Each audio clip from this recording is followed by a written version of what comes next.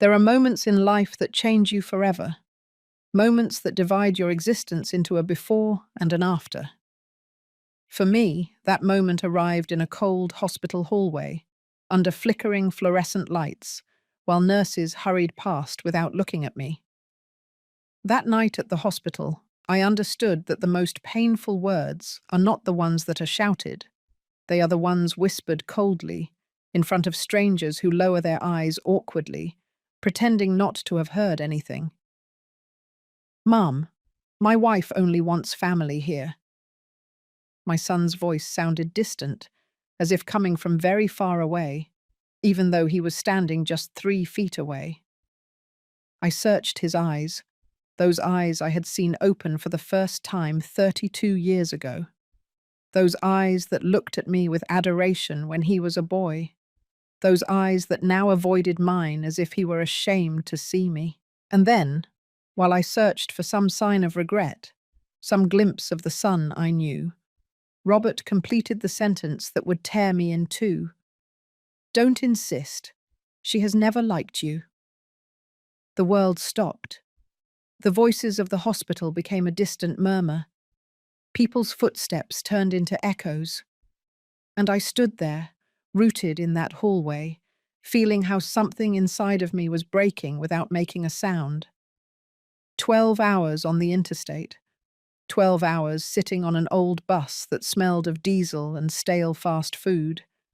12 hours looking out the foggy window, watching towns, mountains, endless highways pass, while I imagined that moment, the moment I would meet my grandson. I had planned every detail in my mind throughout the trip.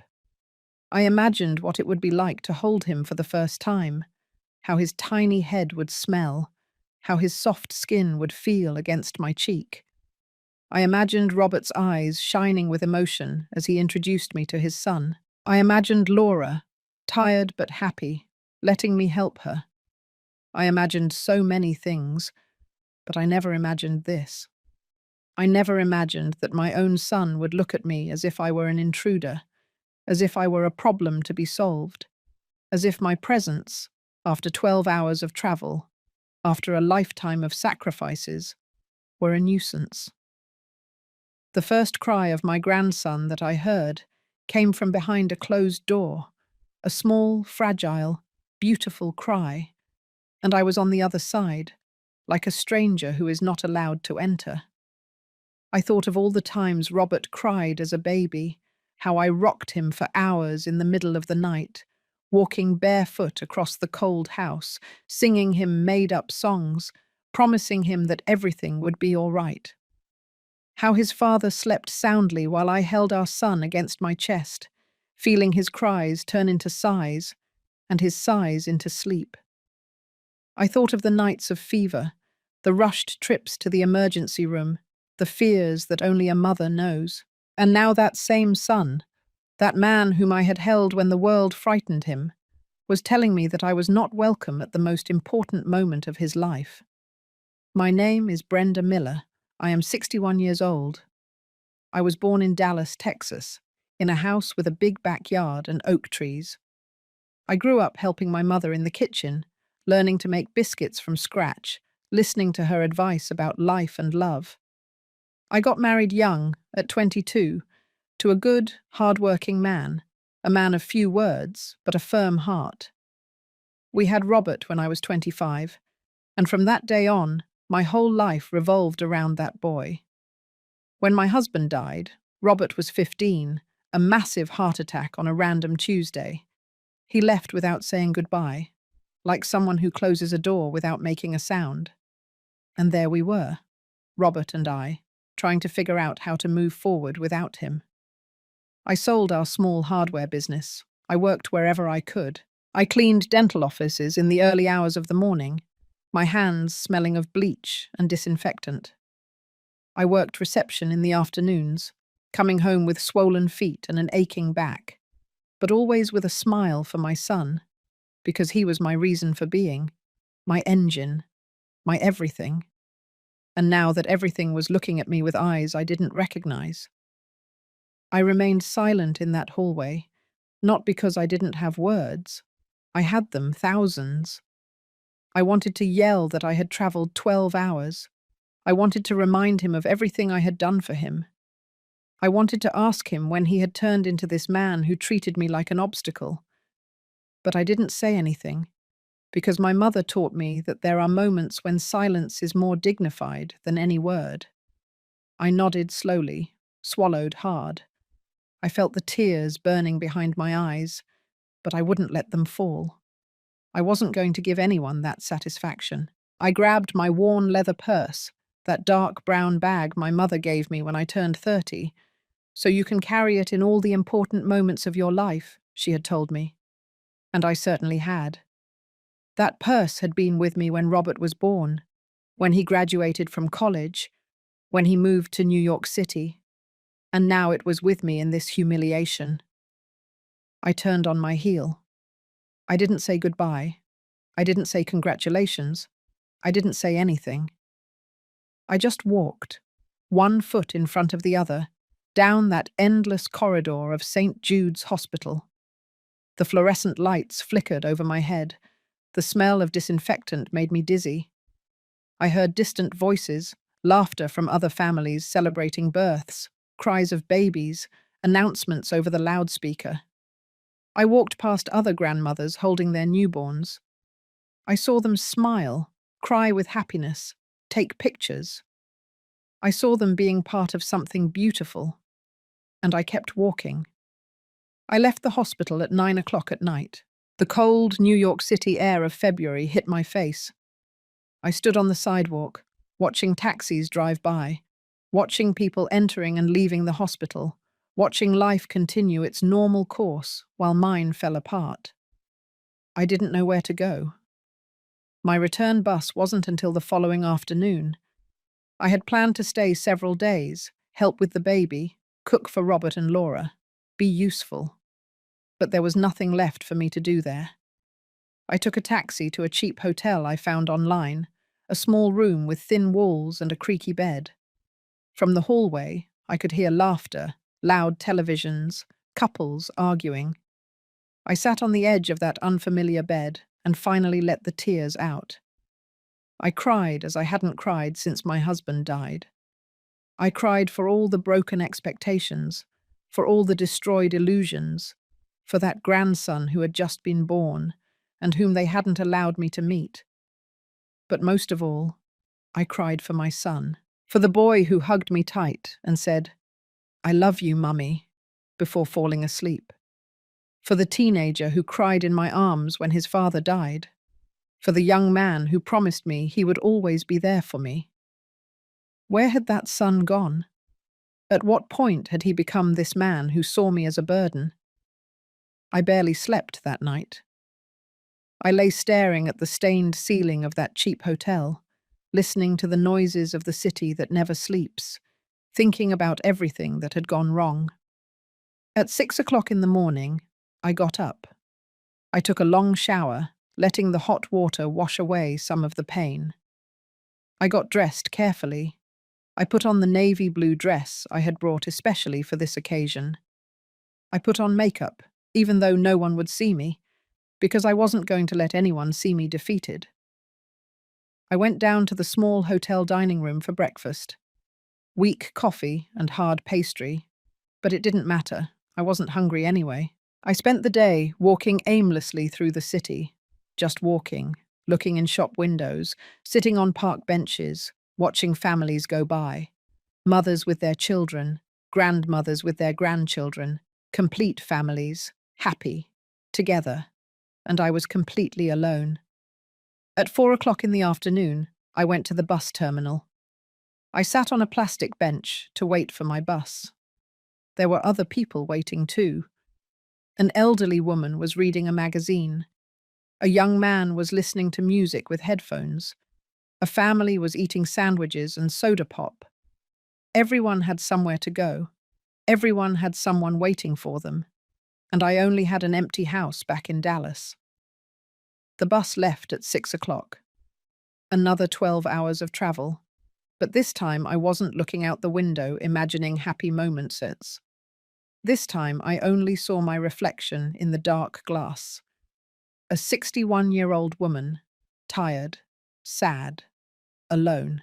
I wondered if Robert would notice I was gone, if he would care, if he would ever think I should have treated my mother better. But something told me no. Something told me that at this moment he was completely happy with his new family, with his wife, with his son, and I was just an uncomfortable thought he preferred to forget. I arrived in Dallas at 6 o'clock in the morning. The sun was just beginning to rise. The streets were empty. I took a taxi home. When I opened the door, everything was exactly as I had left it. The coffee mug I hadn't washed before leaving. The newspaper from the day before. The silence. That silence that used to be peace and was now loneliness. I dropped my suitcase on the floor. I hung my leather purse on the hook by the door. I made myself a cup of coffee and sat at my kitchen table. The same table where Robert and I used to have breakfast together when he was a boy. The same table where he did his homework while I cooked dinner. The same table where now I was completely alone. And it was there, sitting in that familiar kitchen, drinking coffee that tasted bitter, when my phone rang.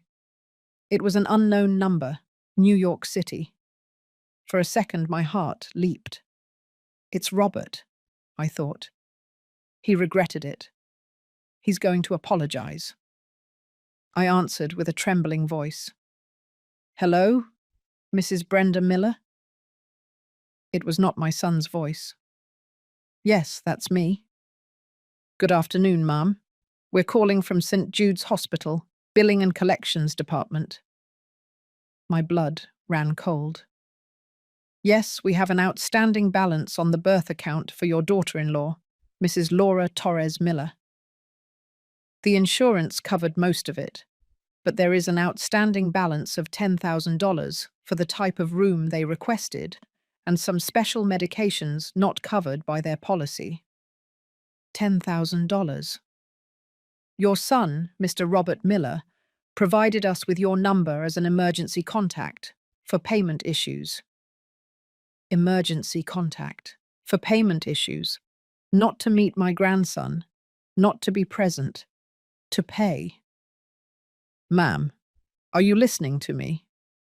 I felt the coffee getting cold in my hand. I felt my heart beating slowly, very slowly. And at that moment, I understood everything. Robert hadn't given my number to the hospital because he wanted me to be close. He had given it because he needed my money. He needed me, the invasive mother, the unwelcome grandmother, to pay his bills. Mrs. Miller, can you make the deposit this week? Otherwise, we'll have to pass the account to a legal process that could affect your son's credit history. I took a deep breath. A very deep breath. I thought of all the times I had paid for things for Robert. College, books, the security deposit for his first apartment, clothes for his job interviews. Everything. Always everything. And I never asked for anything in return. Just love, just respect, just a place in his life. But he hadn't even given me that. Ma'am, my voice came out calm, calmer than I expected. I don't have family there. There was silence on the other end. Pardon me, I don't have family in New York City. There must be a mistake. I do not have a son named Robert Miller. But, ma'am, our records clearly state that you are the patient's mother and that there is a mistake in your records. Good day. And I hung up. I put the phone down on the table with trembling hands. My heart was beating so loudly I could hear it in my ears. The tears burned, but this time I wouldn't let them out, because something inside of me had changed. Something that had been bending for months, for years perhaps, had finally snapped. But it didn't snap into pain. It snapped into clarity. I got up from the table, put my mug in the sink, walked to my living room and sat in my favorite armchair. The one my husband gave me 20 years ago. the one that had witnessed so many nights of reading, knitting, waiting for Robert to call. I stayed there, looking out the window toward my small backyard. The trees moved in the wind, the birds sang, life went on. And for the first time in a long time, I felt something akin to peace. It wasn't happiness, it wasn't joy, but it was peace. The peace of knowing that I had set a boundary, the peace of knowing that my dignity was worth more than the love of someone who didn't know how to value me, the peace of knowing that for the first time in my life, I had chosen myself. Sometimes we trust too much in the wrong people. Have you also been disappointed by someone you loved? Tell me your story in the comments. I want to read it. There are memories we keep like perfect photographs, moments frozen in time where everything was simple, where love didn't hurt, where being a mother was the most natural and beautiful thing in the world. Robert was born in the early hours of a July morning, 32 years ago. It was the rainy season, and that night the sky opened up as if wanting to wash the whole world. The streets of Dallas became rivers. The thunder rumbled so loudly it shook the windows. I was in bed, gripping my belly, feeling the contractions coming through me like waves, becoming more and more frequent. My husband, Richard, was pacing back and forth across the room, nervous, searching for the car keys, the hospital bag, trying to stay calm even though his hands were shaking. "Slow down, Richard. Relax," I told him between breaths. "We have time." But we didn't have much time. The contractions became more intense, more frequent. My body knew it was time, even though my mind wasn't ready yet to face the unknown. Richard helped me down the stairs. The rain soaked us in the few seconds it took to get to the car. He drove like I'd never seen him drive. Fast but careful, his hands clenched on the steering wheel. The wipers struggled against the downpour. "Hold on, honey. We're almost there." I was in the back, breathing as they had taught me in prenatal classes, counting the seconds between each contraction, watching the city pass by blurred in the rain through the window. And I was thinking, in a few hours, I'm going to meet my son. We arrived at Metro General Hospital at 3 o'clock in the morning. The nurses greeted me with professionalism, but also with warmth. They put me in a gown, hooked me up to monitors, checked me. "You're very far along, Ma'am. This baby is in a hurry." Richard stayed with me the whole time. He held my hand. He wiped the sweat from my forehead. He told me again and again, "You're doing great. You're incredible." And when the moment finally came to push, when I felt my body tearing in two, when the pain was so intense I thought I wouldn't survive, I heard the cry of my son.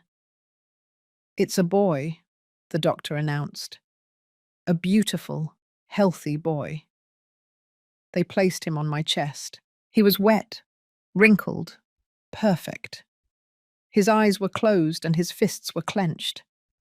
And when I felt his skin against mine, when I heard his small, rapid breathing, I knew my life had changed forever.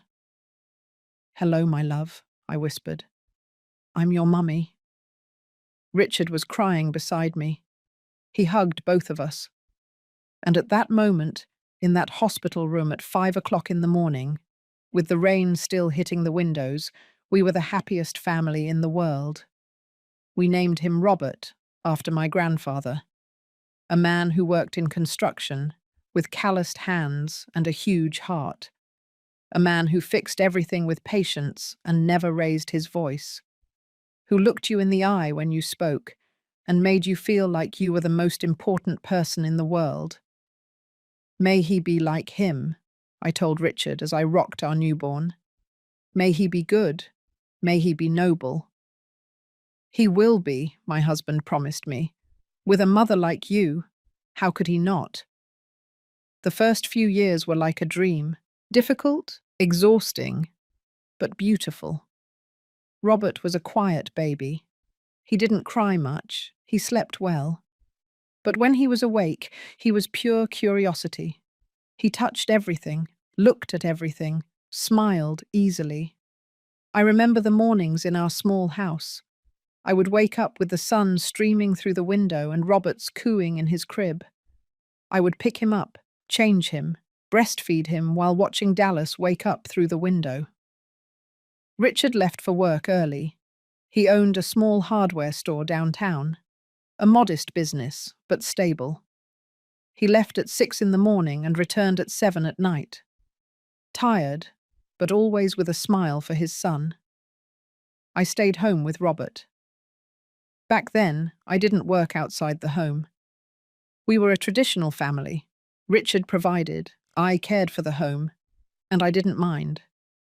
I loved it. I loved watching my son grow, watching him learn to sit up, to crawl, to walk. I loved hearing him babble his first words. Mummy was the first. Of course it was the first, because I was the one who was always there. When Robert turned 2, he started helping me in the kitchen. Well, helping is a strong word. He mostly made a mess.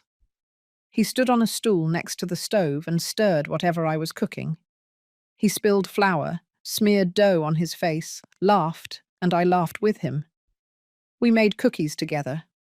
I showed him how to knead.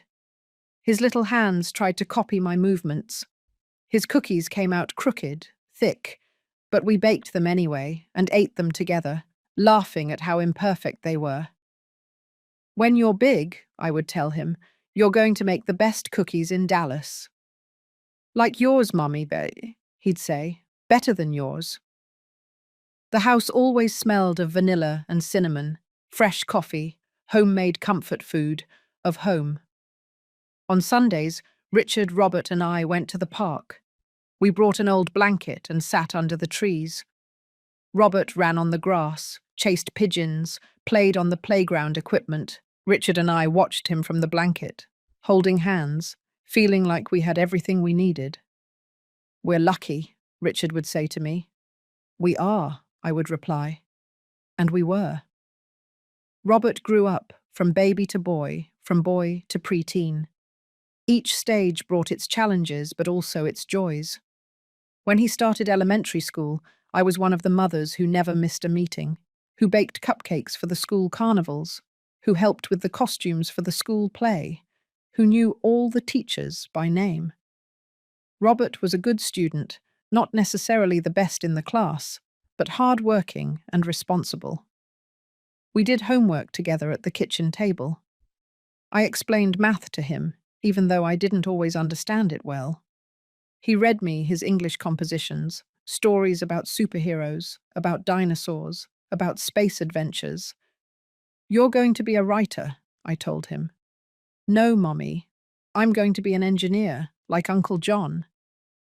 My brother was a civil engineer. Robert admired him. Every time my brother came to visit us, Robert bombarded him with questions.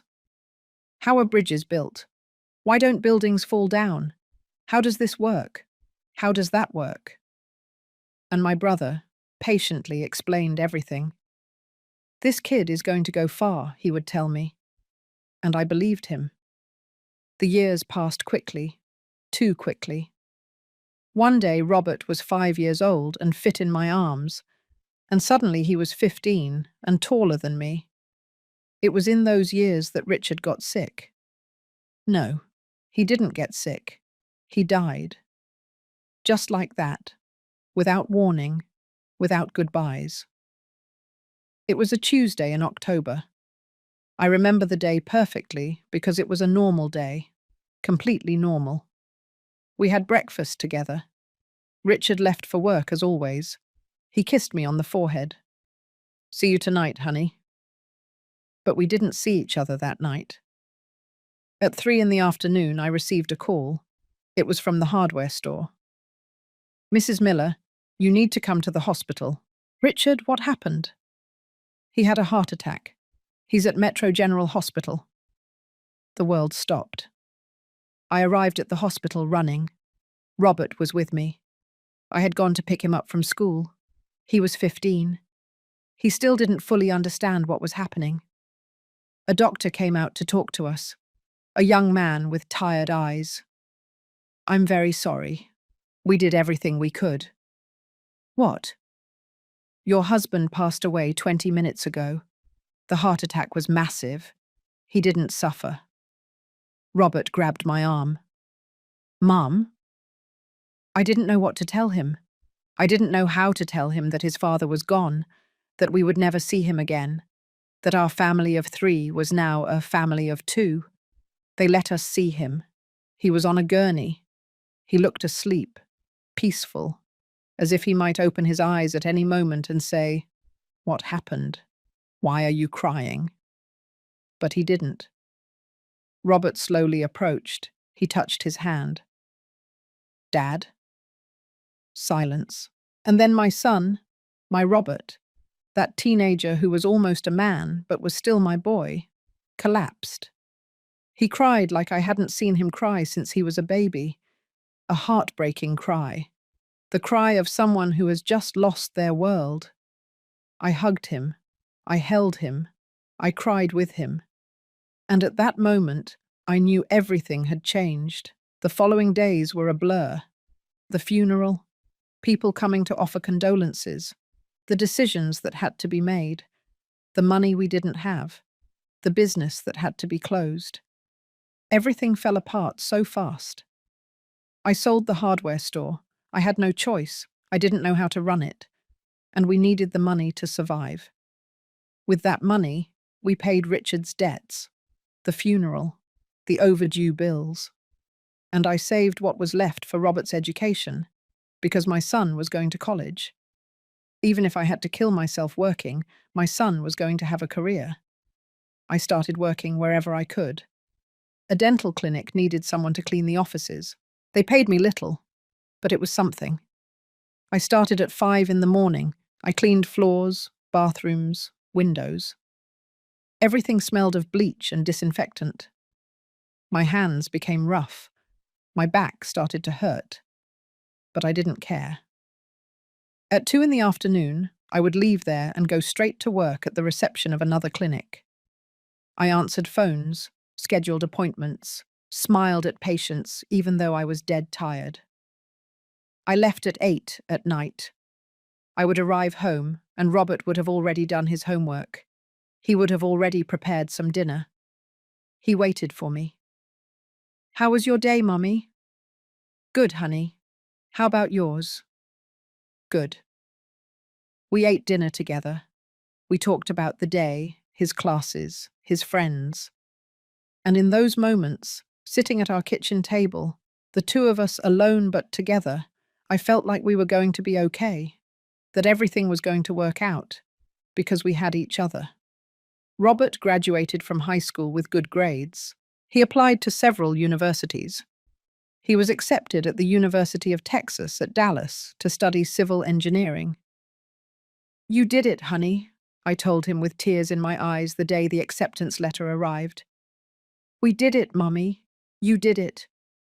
He hugged me tight. "I don't know what I'd do without you.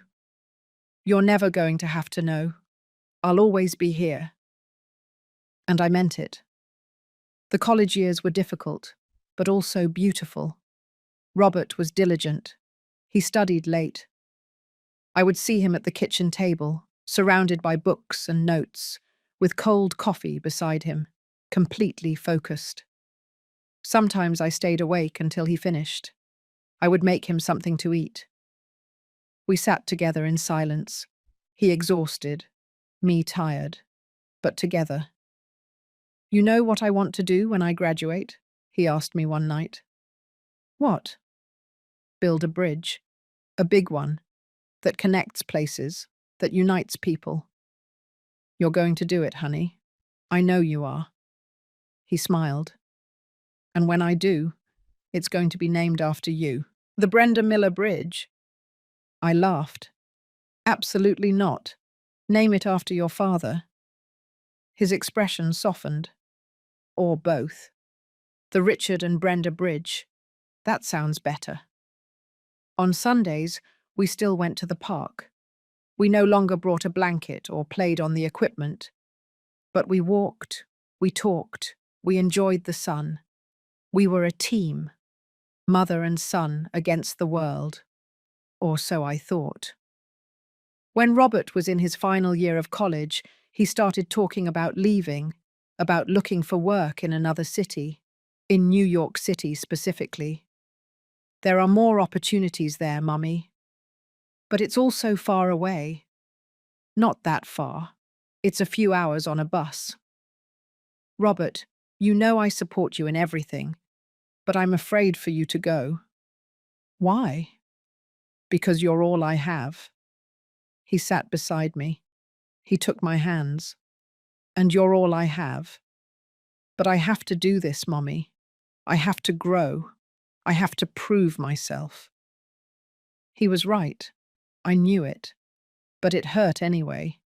He graduated with honors. I was at the ceremony, in the front row, crying with pride.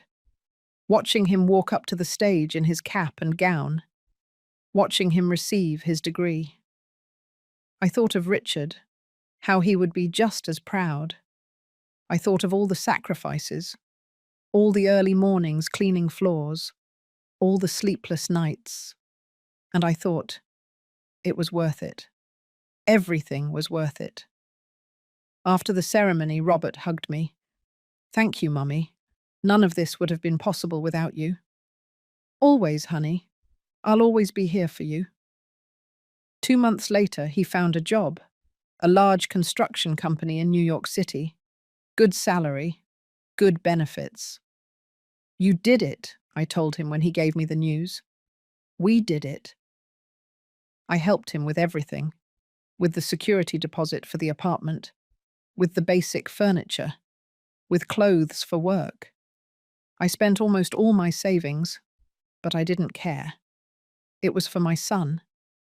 The day he left was one of the most difficult days of my life. I went with him to the bus terminal.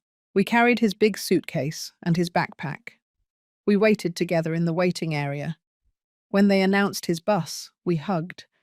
Take good care of yourself, honey. You too, Mummy. Call me when you arrive. Of course. And eat well. Don't just eat fast food. I won't. And don't stay up too late. Mummy, I'm going to be fine. I know, it's just that I'm going to miss you so much. And I'll miss you too. He got on the bus. He found his seat by the window. He waved at me. I stayed there, standing in that terminal, watching him through the dirty bus window, trying to engrave his face in my memory. The bus pulled away. I watched him drive away down the avenue, watching him get smaller and smaller until he disappeared into the traffic. And there, standing in that noisy, crowded terminal, I felt completely alone for the first time since Richard died. I got into a taxi and gave the driver my address. The whole way, I looked out the window without really seeing anything. When I got home, I walked in slowly. Everything was silent. A heavy, uncomfortable silence. I went to Robert's room. It was empty, the bed made, the desk clean. Only a few things he hadn't taken remained. Old posters on the walls, school trophies. I sat on his bed. It still smelled like him. And I cried. I cried because my son was gone, because the house was empty, because I realized I had spent the last 17 years living for him, and now I didn't know how to live for myself. But I told myself, it's normal, Brenda. Children grow up, children leave. That's life. And I tried to convince myself that it was true. I tried to convince myself that this was natural, that I should be proud, that my job as a mother had been to prepare him for this moment. But a part of me, a small part that didn't want to admit it, felt that something was wrong. That emptiness wasn't just because he was gone, it was something deeper. It was the feeling that things would never be the same, that the son who had promised me he would always be there was slowly pulling away in a way I couldn't stop. And I was right, but I didn't know it yet. I still clung to the image of the boy who hugged me in the park, the teenager who cried in my arms when his father died, the young man who told me that nothing would have been possible without me. I didn't know that that son was becoming a thing of the past and that the man he was turning into was someone I wouldn't recognize. As I tell all this, I wonder where you might be listening to me. Write the name of your city in the comments. The first 3 months were perfect. Well, not perfect, but good enough to keep hope alive. Robert called me every day, every night to be exact, at 9 o'clock sharp, after getting home from work, after dinner, before going to bed. My phone would ring, and no matter what I was doing, I would answer immediately. Honey? Hi, Mummy. How was your day? And we would talk. About everything. About nothing. About his job at the construction company. About the projects he was working on. About his co-workers. About the huge city that still intimidated him a little. It's so big, Mummy. There are so many people, so many cars, so much noise. Do you like it? Yes and no. It's exciting, but also tiring. Sometimes I miss the quiet of Dallas. You can always come back, honey. Your home is here. I know, Mummy, thank you. I told him about my day too. Work at the clinic, my lifelong friend Sarah who kept asking about him, the weather, the neighborhood news. Simple, ordinary conversations. But to me they meant the world, because they meant we were still connected, that the physical distance hadn't broken our bond. Weekends were harder, the hours stretched endlessly. I would wake up on Saturday morning, and the house was silent, a silence that Robert used to fill with his music, his footsteps, his voice. I tried to fill that void with activities. I cleaned the house from top to bottom, even though it was already clean. I cooked, even if it was just for myself. I watched television without really paying attention. Sarah came to visit me almost every Sunday. Oh, Brenda, you need to get out more, meet people. You can't stay cooped up here waiting for Robert to call. I'm not cooped up, and I'm not waiting for him to call. I'm just enjoying my peace and quiet. Peace and quiet, Sarah snorted. This isn't peace and quiet. It's loneliness. Maybe she was right, but I wasn't ready to admit it. The first subtle change came in the 4th month. One Tuesday, Robert didn't call at 9 o'clock. I waited until 9:30. Nothing. At 10, I sent him a text. Everything okay, honey? He replied an hour later. Yeah, Mummy. Sorry, time got away from me. No problem. Want to talk? I'm really tired. Can we talk tomorrow? Of course, honey. Get some rest. The next day he did call, but the conversation was shorter. 15 minutes instead of an hour. Sorry, Mummy. I have to finish some work stuff. It's okay, honey. Don't worry. I believed him. Of course I believed him. It was natural that he would be busy, that work would absorb him, that he would have less time. But then it went from calling every day to calling every other day, and then every 3 days, and then once a week. The change was gradual but constant, like a tide receding so slowly that you don't realize it until you're standing on the empty beach, wondering where the ocean went. When we did call, his voice sounded different, distant, as if he was thinking about other things while talking to me. Robert, are you okay? You sound strange. I'm fine, Mummy. Just tired. Are you eating well? Yes. Are you getting enough sleep? Yes, Mummy. Are you sure everything is fine? A sigh on the other end. Yes, Mum. Everything is fine. I've just been really busy. I understand, honey. I don't want to bother you. You're not bothering me. But his tone said otherwise. I tried not to be intense, not to call him so much, to wait for him to reach out. But the days between calls got longer. 1 week, 2 weeks. There was one time when 18 days passed without us talking. 18 days where I woke up every morning hoping my phone would ring, where I compulsively checked for messages, where I wondered if I had done something wrong, if I had overwhelmed him, if I had been too demanding. When he finally called me, after those 18 days, I tried to sound casual. "Honey? What a surprise." "Hi, Mummy. How have you been?" "Good, good. And you?" "Very busy. Work is intense." "So intense you can't call your mother?" I said it jokingly, but it came out sharper than I intended. Uncomfortable silence. "I'm sorry, Mummy.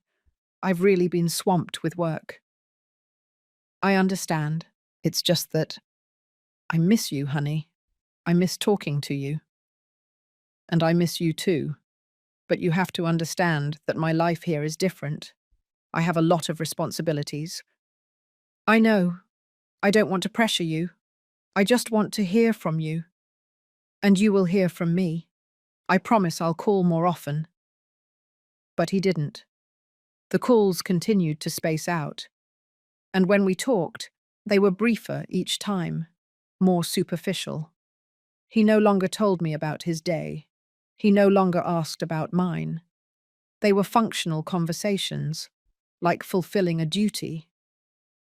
"How are you?" "Good. What have you been doing?" "Working. Anything new?" "No." "Well, honey, I'll let you rest." "Okay, Mummy, take care," and we would hang up. I was left with the phone in my hand, feeling how something invisible but real was breaking between us. It was on one of those brief, almost perfunctory calls that Robert dropped the bomb. "Oh, Mummy, I met someone." My heart skipped a beat, not out of alarm, out of excitement. A girlfriend. My son had a girlfriend. "Really, honey, that's wonderful.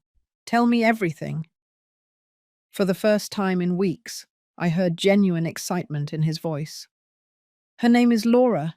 She's an architect. She works at the same construction company." "That's great, honey. What's she like?" "She's incredible, Mummy. She's smart, talented, beautiful. She's 28. She graduated from NYU." 28. Robert was 24. She was older, but it didn't matter. "I'm so happy for you, honey. Have you been dating long?" "About 2 months."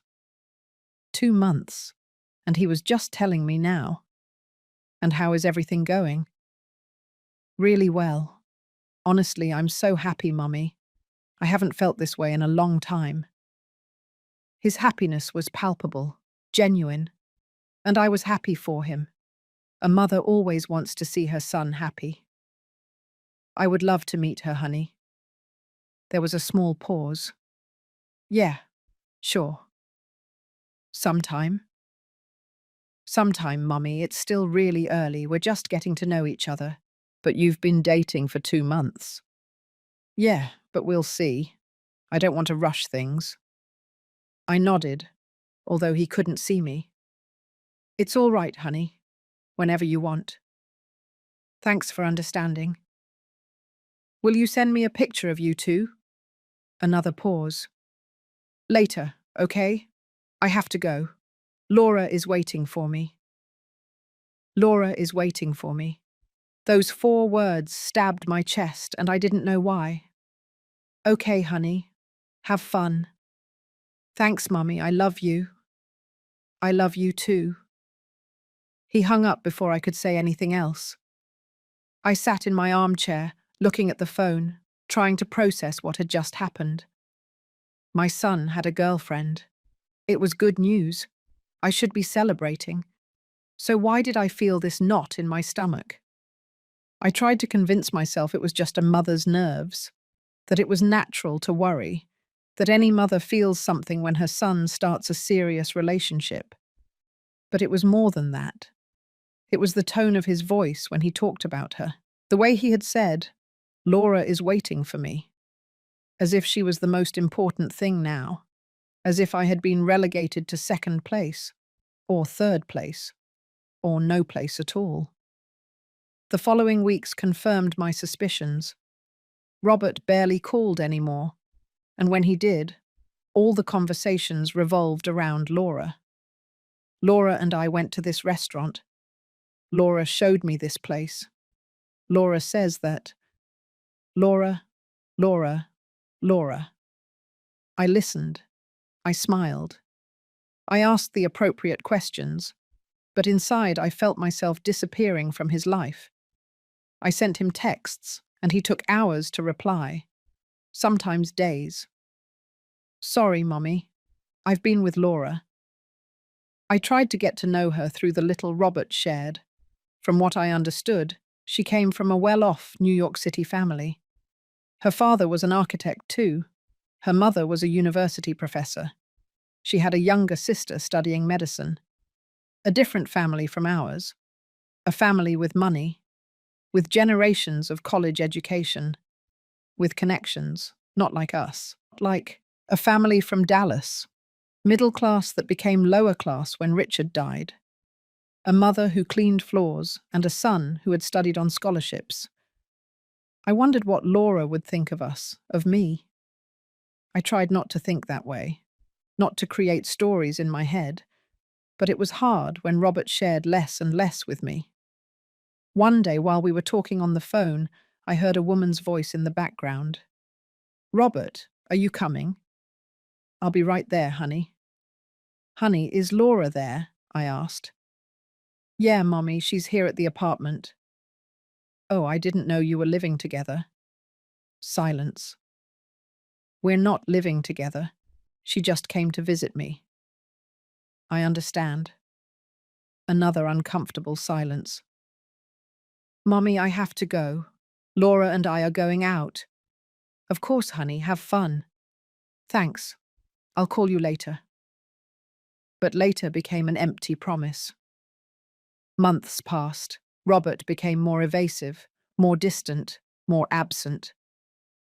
For my 60th birthday, he didn't come. He sent flowers by mail. Yellow roses, 12 roses, one for each month we hadn't seen each other. The card said, "Happy birthday, Mummy. Sorry I couldn't be there. Laura and I have a lot of work. Love you lots. Robert." I stared at those flowers for hours. They were pretty. Expensive, probably. But they were cold. There was no warmth in them, no presence.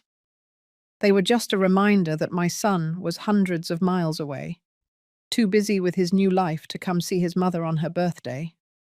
Sarah organized a dinner at my house. She invited some neighborhood friends. We made turkey and stuffing. We sang Happy Birthday. We ate cake. Everyone asked about Robert. "Didn't your son come?" "He couldn't. He's very busy with work." "Oh, what a shame. I'm sure he misses you very much." I smiled. I'm sure. But inside, I wondered if it was true. That night, after everyone left, I picked up the dishes alone. I put away the leftovers, I swept the floor, I cleaned the kitchen, and when everything was finally clean and tidy, I sat in my armchair with a cup of tea. The yellow roses were in a vase on the table. I stared at them, and for the first time, I allowed myself to think what I had been avoiding for months. My son is pulling away, and I didn't know how to stop it. Worse, I was beginning to suspect that I couldn't stop it. Because when someone wants to leave, when someone has decided that there are things more important than you, there is nothing you can do. You can only watch them go, and try not to break in the process. The flowers wilted over the days. The petals turned brown. They fell off one by one. I should have thrown them away. Any normal person would have thrown them away.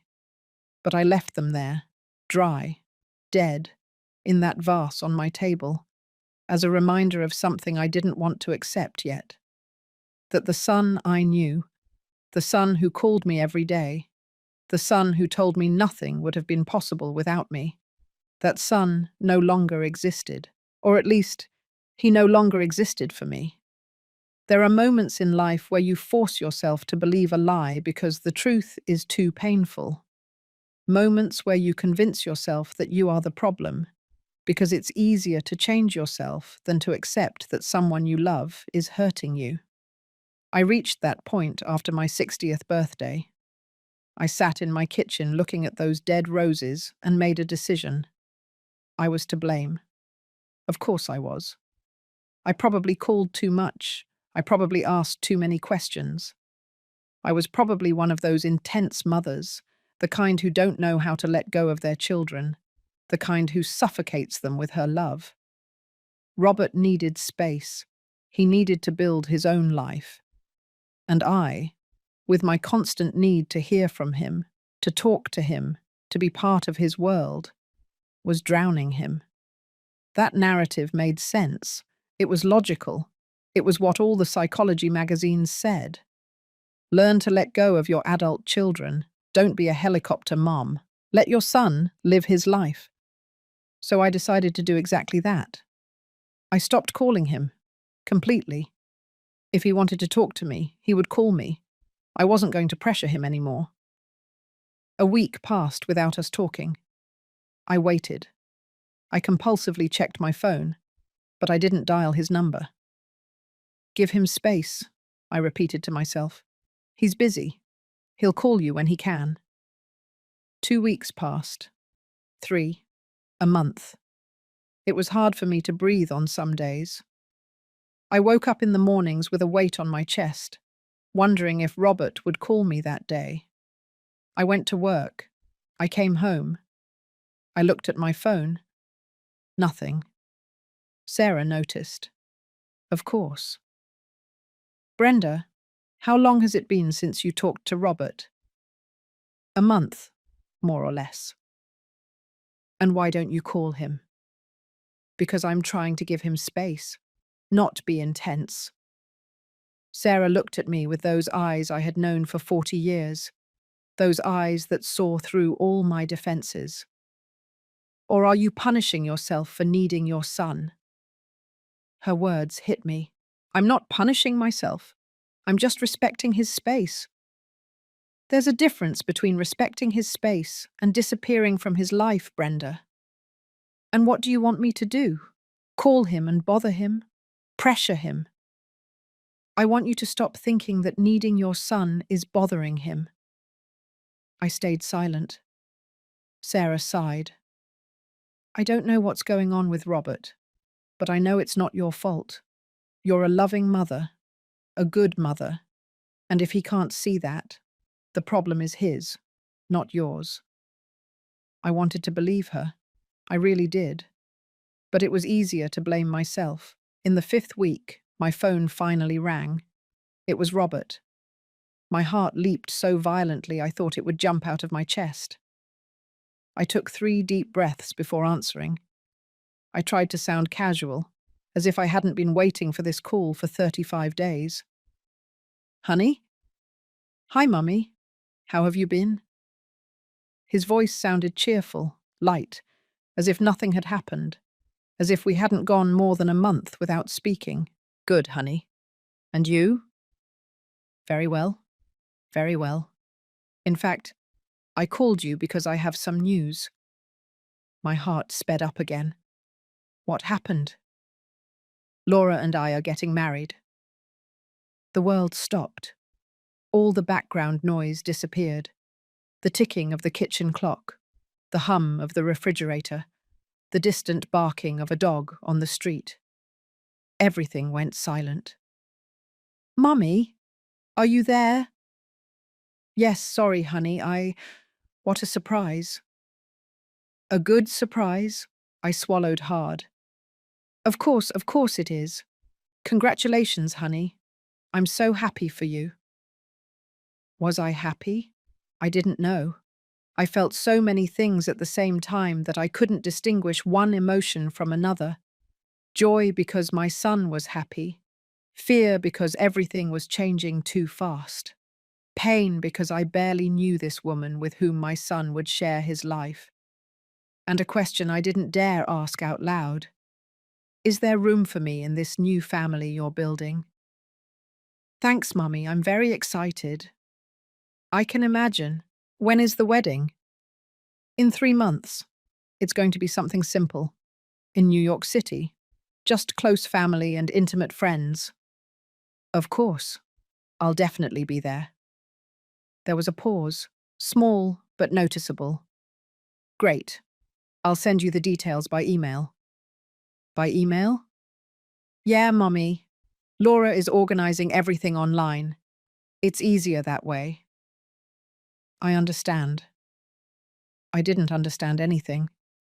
Well, Mummy, I have to go. I need to keep calling people. Have you told many people already? Yeah. Laura's parents, her sister, some friends. And you're just telling me now? It slipped out. I didn't want to sound resentful, but it sounded exactly like that. Mummy, please don't start. I'm not starting anything, I'm just asking. Well, it sounds like it. Look, you're important to me, but I also have to coordinate with a lot of people. Not everything revolves around you. His words were like a slap. I'm not saying everything revolves around me. Then don't take it personally. How can I not take it personally, Robert? I'm your mother. Exactly. You're my mother, not my wife. Laura is my priority now. Silence. A long, heavy silence, full of everything we couldn't say to each other. Mommy, I'm still here. I'm sorry. I didn't mean to sound like that. It's just that there's a lot of stress with the wedding. Lots of decisions. Lots of things to organize. I understand. Do you really? Yes, honey, I really do. Congratulations. Congratulations to both of you. Thanks, Mummy. That means a lot to me. Did it mean a lot? I wasn't sure of anything anymore. I'll send you the wedding details, okay? Okay. I love you, Mummy. And I love you too, honey. He hung up. I remained seated in my kitchen with the phone still to my ear, listening to the dial tone, feeling how something inside of me cracked a little more. My son was getting married, to a woman I didn't know, in a wedding that was being planned without my involvement. And I was smiling and saying I was happy for them, because that was what I was supposed to do.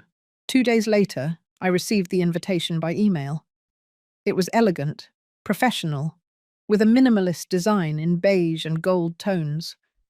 There was a photo of Robert and Laura, him smiling from ear to ear. Her, beautiful, in a white dress, perfect makeup, wavy hair falling over her shoulders. They looked happy. They looked in love. And I felt like an intruder looking at that photo. The invitation said, Robert Miller and Laura Torres request the honor of your presence at the celebration of their marriage. It didn't say, with love, Robert and Laura. It didn't say, we want to share this special day with you.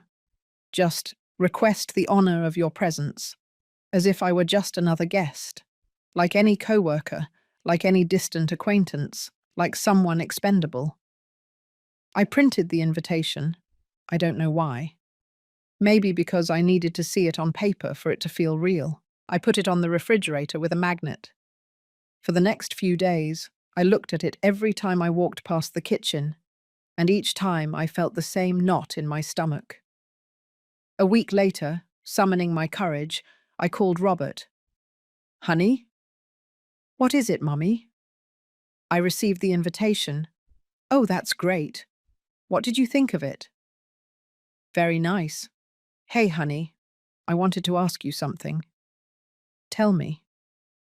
Do you think I could meet Laura before the wedding? Maybe we could get coffee or lunch together.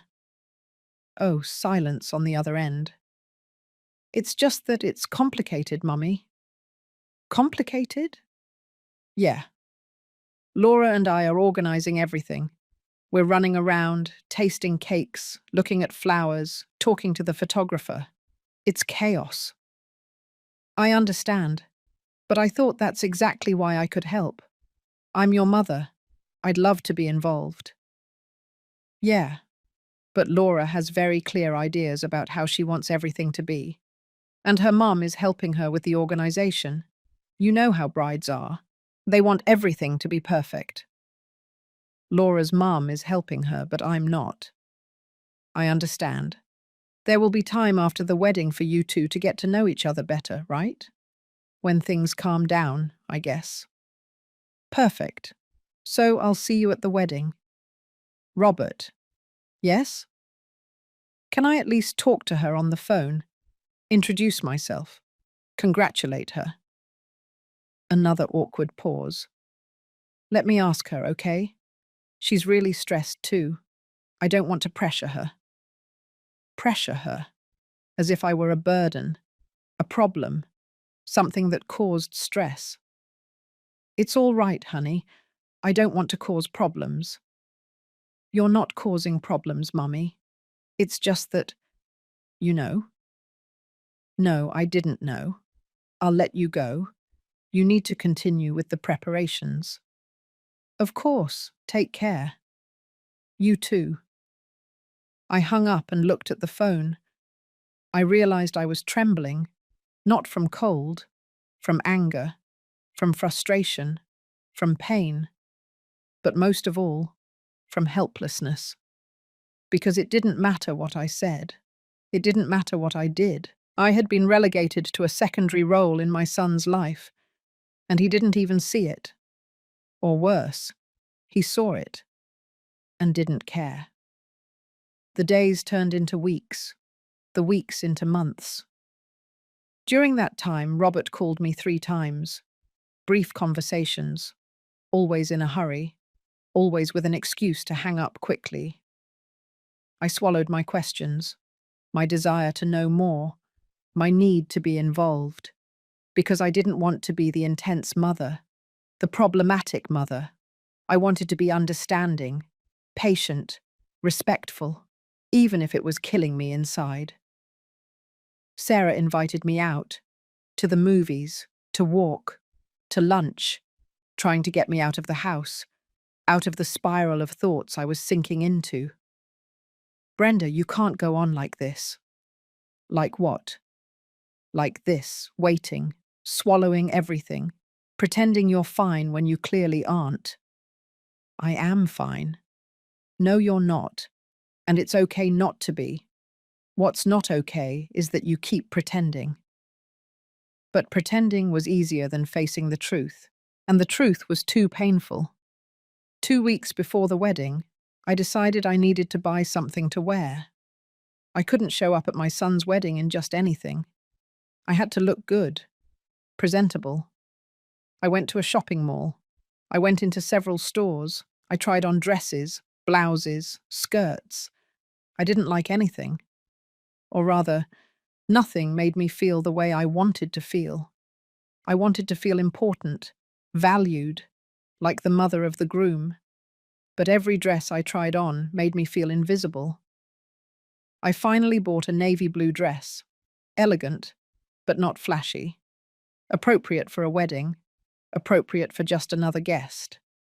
I also bought new shoes, and I went to the neighborhood beauty salon to have my hair done. Special occasion? The stylist asked. My son's wedding.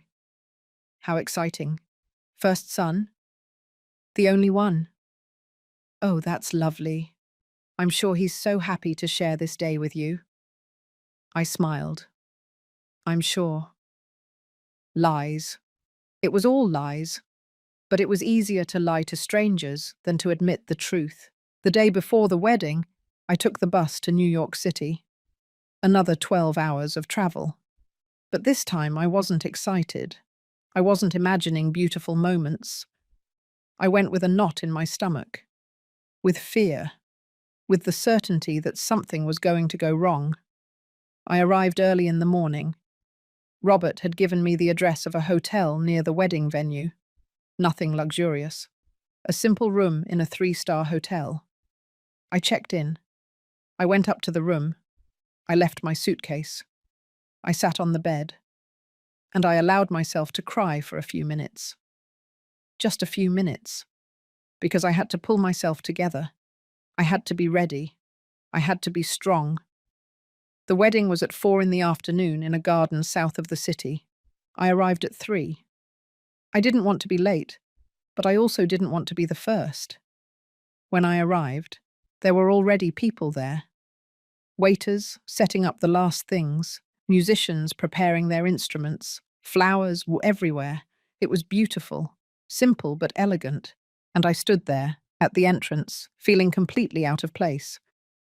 I saw Laura in the distance. She was with a group of women, all laughing, all beautiful, all impeccably dressed. I took a deep breath and approached. Laura turned around. She looked me up and down. Her eyes lingered a second longer than necessary on my shoes, my dress, my hair. And in that second, I knew exactly what she was thinking. This woman doesn't fit here. But she smiled. A perfect, practiced smile. You must be Brenda, Robert's mother. Yes, nice to finally meet you, Laura. I reached out to hug her. She accepted it, but it was mechanical, without warmth, like hugging someone you were forced to hug. She quickly pulled away. It's nice to meet you. Robert has told me so much about you. Had he? I doubted it. You too. You look beautiful. Thank you. Uncomfortable silence. Well, excuse me. I have to continue greeting guests. You know how it is. And she left, without another word, without asking how I was, without asking about the trip, without introducing me to the women she was with. She just left. I stood there, in the middle of that beautiful garden, surrounded by strangers, feeling more alone than ever. I looked for Robert. I found him near the altar, talking to some men in suits. He looked nervous but happy. I approached. Honey? He turned around. Mom, you made it. He hugged me. It was a quick hug, the kind you give when people are watching. Of course I made it, honey. I wouldn't miss it for anything. I'm glad. Hey, thanks for coming. As if I had a choice not to come. How are you feeling? Nervous, excited, all rolled into one. That's normal. Yeah. One of the men called him. Excuse me, Mom. I have to get back to this. We'll talk later, okay? Of course, honey. And he left too. I was left there, alone, again. I looked for my seat in the chairs. There were name cards. I found mine. 3rd row, not the first. Not next to the immediate family. The 3rd. I sat down. I looked around. The 1st row was reserved for Laura's parents. The 2nd for the grandparents and aunts and uncles. I, the mother of the groom, was in the 3rd row, among distant cousins and family friends. As if I were an afterthought, someone who wasn't that important. I swallowed hard. I tried not to cry. It doesn't matter, I told myself. What matters is that Robert is happy. But it did matter. Of course it mattered. The ceremony began. It was beautiful. Robert looked so happy. Laura looked radiant. When they exchanged vows, I cried. But they weren't tears of joy alone. They were tears of grief. Because something told me I was losing my son, not to a new life.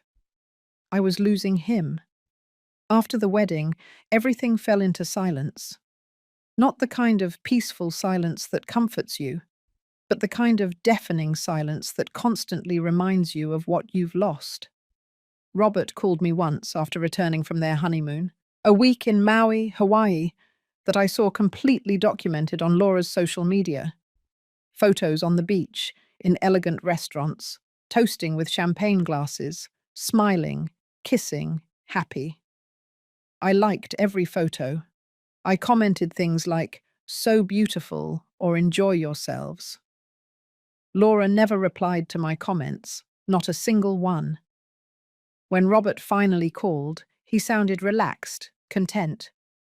"Hi, Mummy. How have you been?" "Good, honey. How was the honeymoon?" "Incredible. Maui is beautiful. You should go sometime." "Maybe." "With what money?" I wanted to say, but I didn't. "And what have you been up to?" "The usual. Work. The house. Nothing special." "That's good." Silence.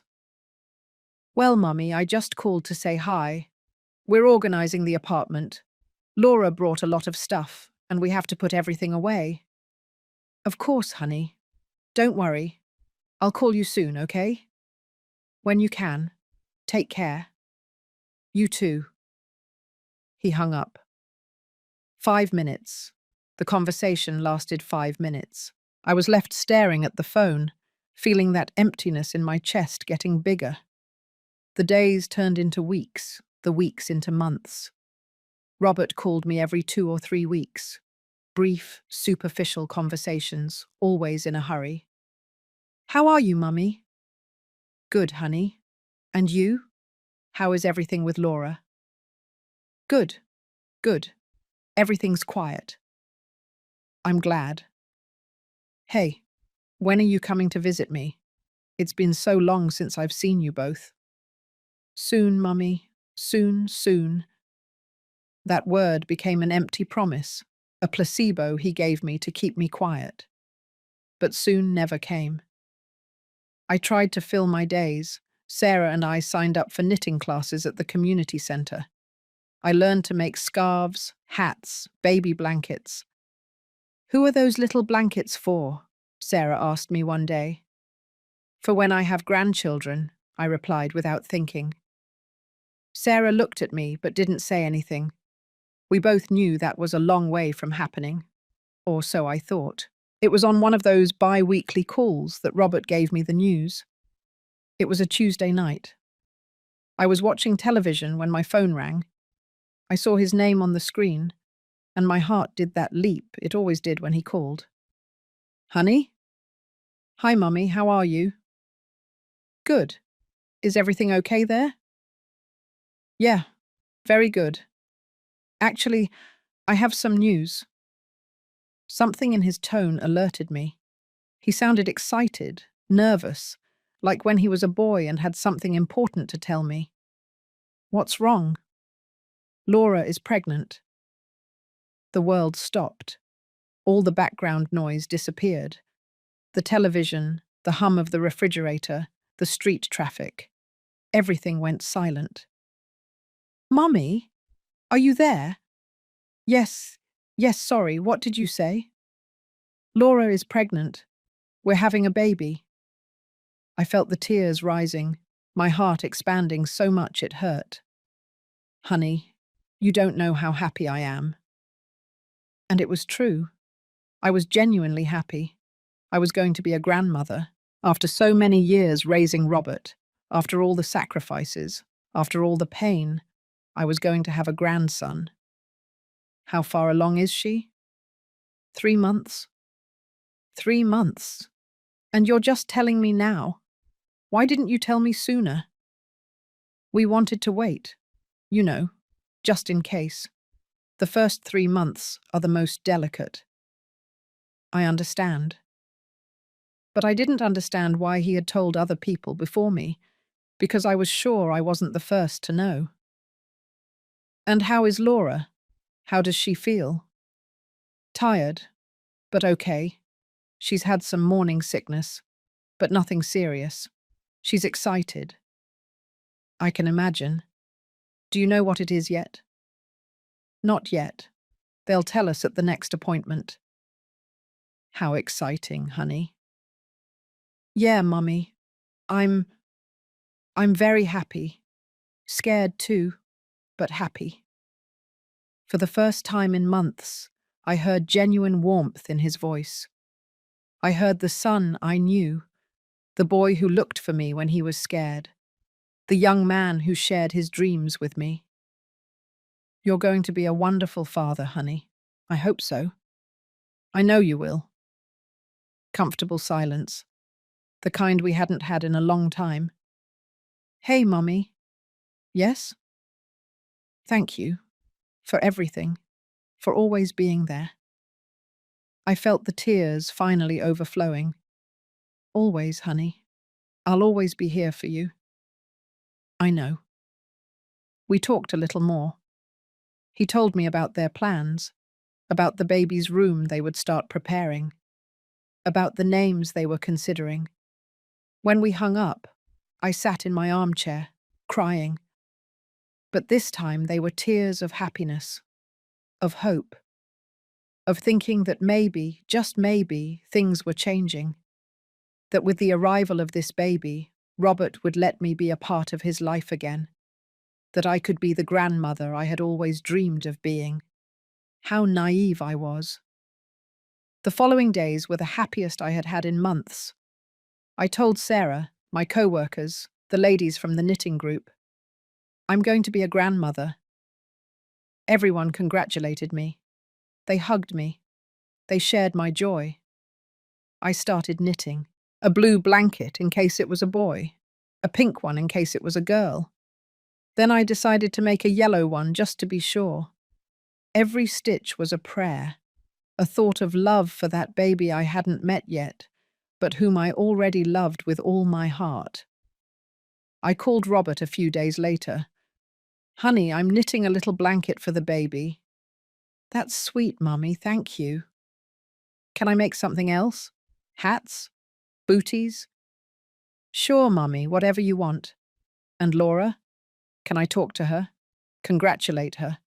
Ask her what she needs? There was a pause. She's resting right now, but I'll tell her to call you. Do you promise? I promise. But Laura never called. I sent her a message on social media. Laura, congratulations on the pregnancy. I'm so excited to be a grandmother. If you need anything, anything at all, I'm here. Big hug. She read it. I saw the 2 check marks, but she didn't reply. I sent her another message a week later. Hi, Laura. How are you feeling? I hope you're well. Sending a hug. She read it. She didn't reply. I tried not to take it personally. I told myself she was busy, that the pregnancy had her tired, that she probably didn't even realize she wasn't responding to me. But something inside me knew that wasn't it. I called Robert again. Honey, I sent Laura some messages, but she hasn't replied. Is she okay? Yeah, Mummy. She's fine. She's just very tired. You know how pregnancy is. Can you tell her to call me? Even for 5 minutes. I'd like to talk to her. Another awkward silence. Mummy, Laura isn't much for talking on the phone. She prefers texts. But she's not replying to my texts. Give her time. She's very sensitive right now with the pregnancy. There was always an excuse. There was always a reason why I couldn't get closer. Months passed. I followed Laura's pregnancy on social media. She posted photos of her bump, of the clothes they were buying, of the baby's room they were decorating. It was a boy. They were going to name him Liam. Liam. My grandson would be named Liam. I commented on every post. How beautiful. I can't wait to meet my Liam. I love you both. Laura never replied. Not once. But she did reply to other people's comments, her friends, her family. She only ignored mine. I tried not to give it too much importance. I told myself it was my imagination, that I was being paranoid. But it was hard to ignore the obvious. I sent a package by mail, the blanket I had knitted, a teddy bear, a card. The card said, For my future grandson. I can't wait to meet you. I already love you more than words can express. Your Grandma Brenda. 2 weeks passed before I received a text from Robert. Mommy, your package arrived, thanks. The blanket is nice. That was it. Not a photo of Laura holding the blanket. Not a thank you message from her. Nothing. Just, the blanket is nice. As if it were just any object, not something I had made with my own hands. With love. With hope. I called Robert. Honey, did Laura like the blanket? Yeah, Mommy. I already texted you. I know, but I thought maybe she would call me to thank me. Mummy, I already told you. She's not very expressive. Not even a text. She's very tired. The pregnancy has her exhausted. Always the same excuse. And you, honey? How do you feel? Nervous? Yes, very nervous, but also excited. Have you gone to prenatal classes? Yes. Laura and her mum go together. Laura and her mum, not Laura and me. And do you go with them? Sometimes, when I can get off work. That's good, honey. I wanted to ask him why I wasn't invited, why Laura's mum could be involved, but I couldn't. But I was afraid of sounding resentful, of sounding like the problem. So I swallowed it, as I swallowed everything.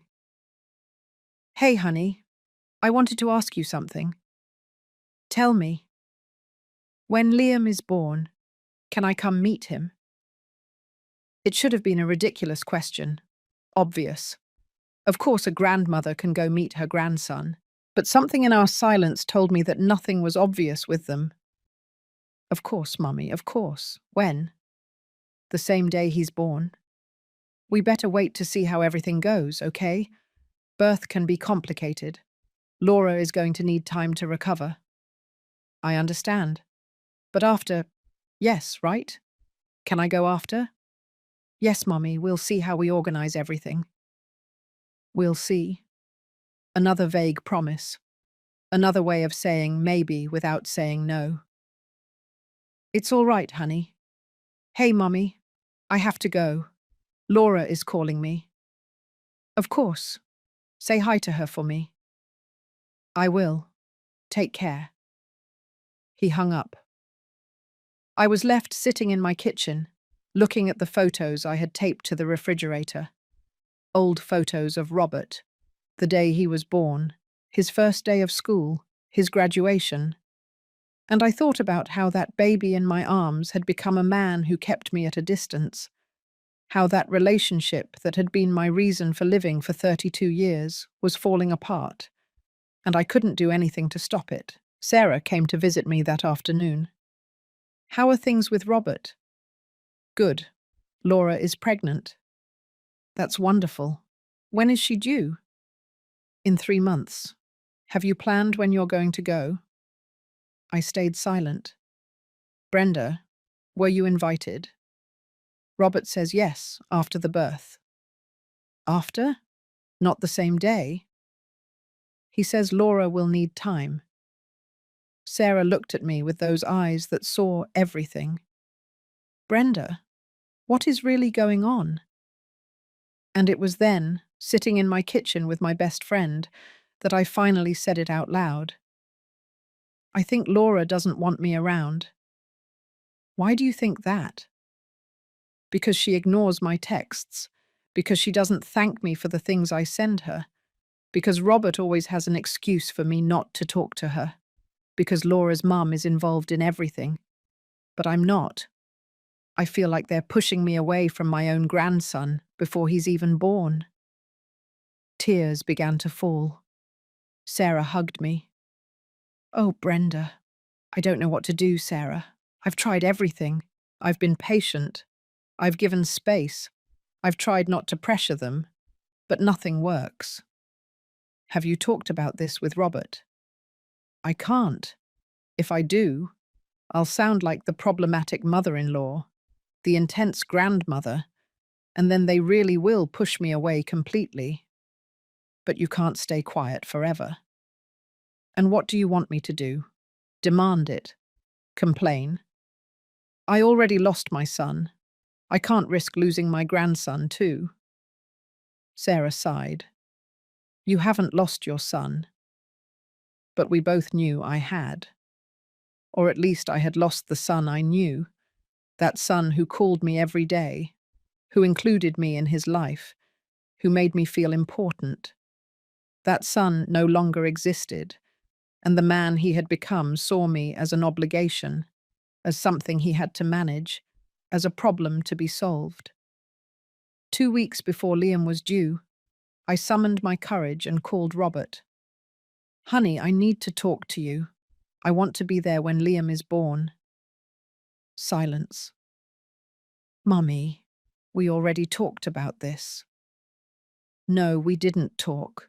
You told me we would see, but I need to know. I need to plan. I need to buy my ticket. It's just that I don't know if it's a good idea, Mummy. I felt the floor open up beneath my feet. What?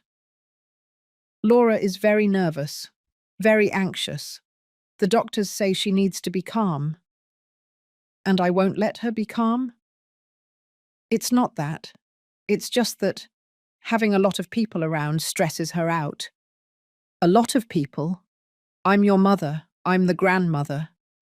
I know, Mummy, but I heard voices in the background, Laura saying something I couldn't catch. Mummy, we better talk later, okay? No, Robert, please, just tell me the truth. Does Laura not want me to come? Silence. Long. Too long. She thinks that it would be better to wait a few days, give us time to settle in, to adjust. And what do you think? I think I have to support my wife. She's the one who's giving birth. She's the one who's going to be vulnerable. I won't hurt her, Robert. I didn't say you would hurt her. Then why can't I go? Because she needs space, Mommy. Why can't you understand that? His tone became defensive, frustrated. I do understand, honey. What I don't understand is why Laura's mum can be there, but I can't. Because she's her mum, and I'm yours. It's different. Why is it different? Because it is, Mummy. Just let it go. Robert, Mummy, please don't make things difficult. I'm already stressed enough. Laura is about to give birth. I have a lot of work. I'm trying to keep everything under control. Can you, for once, not make this harder? His words hit me like a slap. Make what harder? Wanting to meet my grandson? Yes, that. Because now is not a good time. And when is a good time going to be?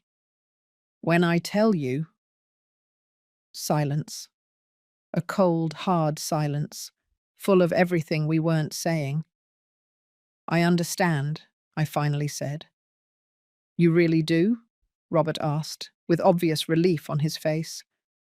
Yes, thanks, Mummy. I knew you would understand. But I didn't understand anything. I only understood that they were leaving me out, that after all the sacrifices, after all the love, after everything I had given, I wasn't important enough to be present at one of the most important moments of my son's life. I'll let you know when he's born, okay? Whatever you want. Mummy, don't be like that. I'm not being any way, Robert. I'm just respecting what you and Laura want. Thank you. You're welcome. I love you, Mummy. Did he love me? I wasn't sure what that meant anymore. And I love you too, honey. I hung up before I started to cry. I sat in my armchair and cried like I hadn't cried in months. I cried for that grandson who was about to be born and whom I might not meet for weeks or months or ever. I cried for that son who had chosen to leave me out. I cried for that relationship that was dying and I couldn't save it. And I cried for myself, for the woman who had given everything and now had nothing. The day my grandson was born was one of the strangest days of my life. a mix of absolute joy and deep pain that I didn't know could coexist at the same moment. I didn't receive any calls, any texts, any notifications. I found out on social media. It was a Thursday afternoon. I was at work cleaning the last office of the day when my phone vibrated. A social media notification. Normally I ignored them until I got home, but something made me check. It was a post from Laura. The photo showed a newborn baby wrapped in a hospital blue blanket. Small, perfect, with his eyes closed and his tiny fists clenched against his face. His skin still reddish, the white hat covering his head. The caption said, "The love of our lives has arrived. Welcome, Liam Miller. 6.6 pounds, 20 inches, mum and baby healthy and happy." I froze in the middle of the office, the mop still in my hands, looking at that photo on my phone screen. My grandson had been born, and I was finding out through social media, like any stranger, like any distant acquaintance, as if I weren't the grandmother. The tears began to fall, and I couldn't control them. I sat on the office floor, still wearing my cleaning gloves, and cried. One of my co-workers came in and found me like that. "Brenda, what happened? Are you okay?" I couldn't speak. I just showed her the phone. My grandson was born. "But that's wonderful. Why are you crying?" "I found out on social media." My co-worker's expression changed. She understood immediately. "Oh, Brenda!" She helped me up. She took off my gloves. She took me to the bathroom so I could wash my face. "Go home. I'll finish up here." "But I still have work to do." "It doesn't matter. Go. Call your son." I grabbed my things and left the clinic. The journey home was on autopilot. I don't remember taking the bus.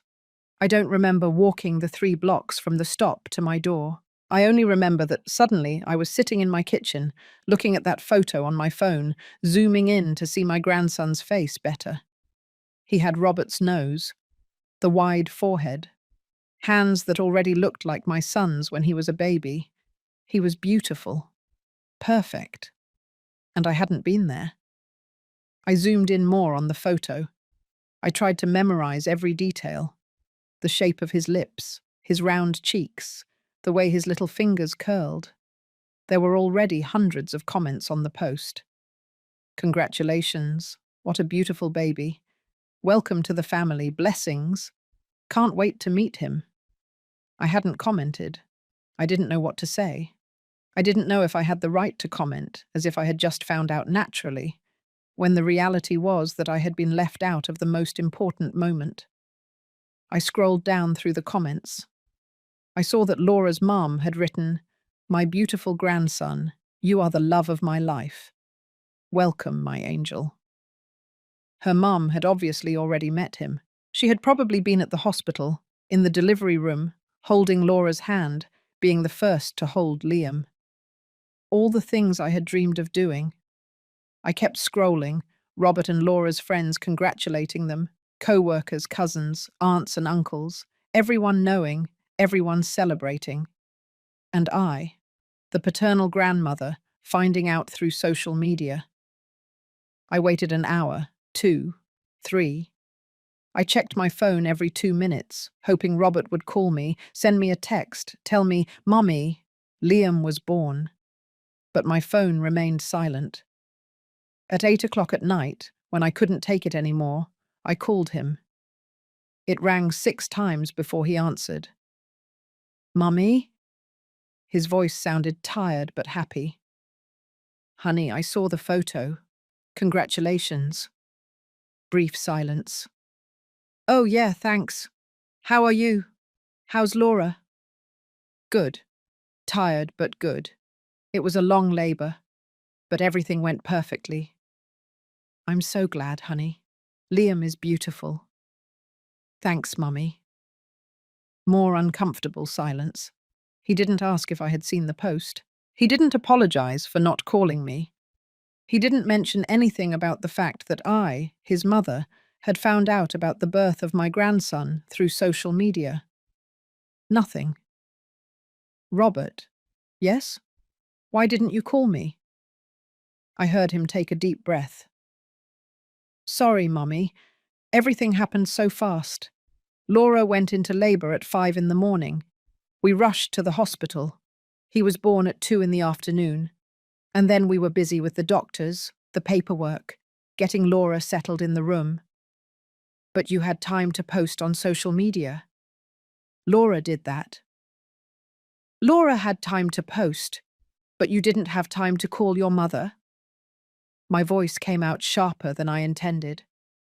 Mummy, please don't start. I'm not starting anything. I'm just trying to understand why I found out about the birth of my grandson from a social media post. I already told you. Everything happened very fast. So fast that in 12 hours you couldn't send me a text, a 2-word text. Liam was born. I was tired, Mummy. But not too tired to let all of social media know. Why are you making a drama out of this? His words hit me. A drama? Robert, I'm your mother. I'm Liam's grandmother. I'm not a social media follower. I'm not a distant acquaintance. I deserve more than finding out through social media. You're right. I'm sorry, okay? I'm sorry. I should have called you, but it's already done. You found out. Liam is fine. We're all fine. His apology sounded automatic, empty. Can I go meet him? The words came out desperate, needy. Mummy, we already talked about this. No, Robert. We didn't talk. You told me to wait. But he's already born. There's no reason to wait anymore. Laura just gave birth. She needs to rest. I won't bother her. I just want to see my grandson. 5 minutes, that's all. It's not a good time. When is it going to be a good time? I don't know, Mummy. Give me a few days. A few days? Robert, he's my grandson. And he's my son. And I need you to respect what I'm asking you. His tone became firm, final. And what I need doesn't matter? Of course it matters. But you can't come right now. Why not? Because Laura doesn't want visitors. There it was. He had finally said it. Not even from her mother-in-law. She just wants close family. I am close family. Her family, her parents, her sister. And I'm not family? Mummy, stop it. I'm not going to argue this with you. Give me time and I'll let you know when you can come. The tears burned, but I wouldn't let them out. I wasn't going to cry on the phone. It's all right, Robert. Thank you for understanding. But I didn't understand anything. Take care. You too, Mommy. He hung up. I sat in my kitchen, the phone still in my hand, feeling everything collapse. For the next 2 weeks, I followed my grandson's life through social media. Laura posted photos every day. Liam sleeping, Liam yawning, Liam with his little hands gripping someone's finger, Liam in his crib, Liam being breastfed. Artistic photo, of course, nothing explicit. And in several photos she appeared, the other grandmother, Laura's mother. In one photo, she was holding Liam, looking at him with adoration, smiling from ear to ear. The caption said, "With the most loving grandmother in the world. Thank you, Mummy, for being here from day one. I couldn't do this without you." I stared at that photo for hours. The other grandmother holding my grandson, being a part of his life, being recognized, being loved. And I was here, hundreds of miles away, watching everything through a screen, invisible, irrelevant, forgotten. I commented on some posts at first. My Liam is so beautiful. I love you, my grandson. Blessings to you both. Laura never replied to my comments, but she replied to others. After a few days, I stopped commenting. Why bother? It was obvious that my presence, even virtual, was not welcome. Sarah came to visit me almost every day. She would find me sitting in my kitchen, looking at my phone, looking at photos of a baby they wouldn't let me meet.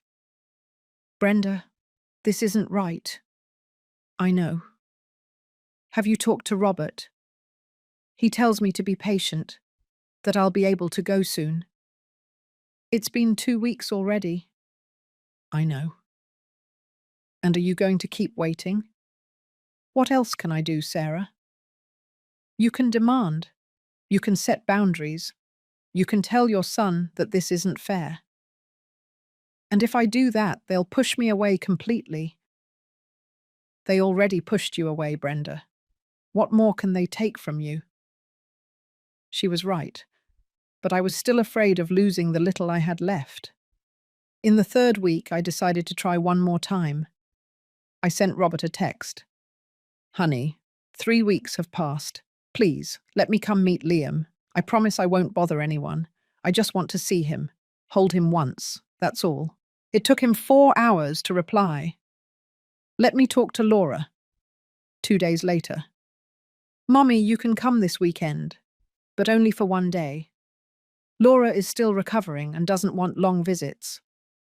One day, only one day to meet my grandson, but it was better than nothing.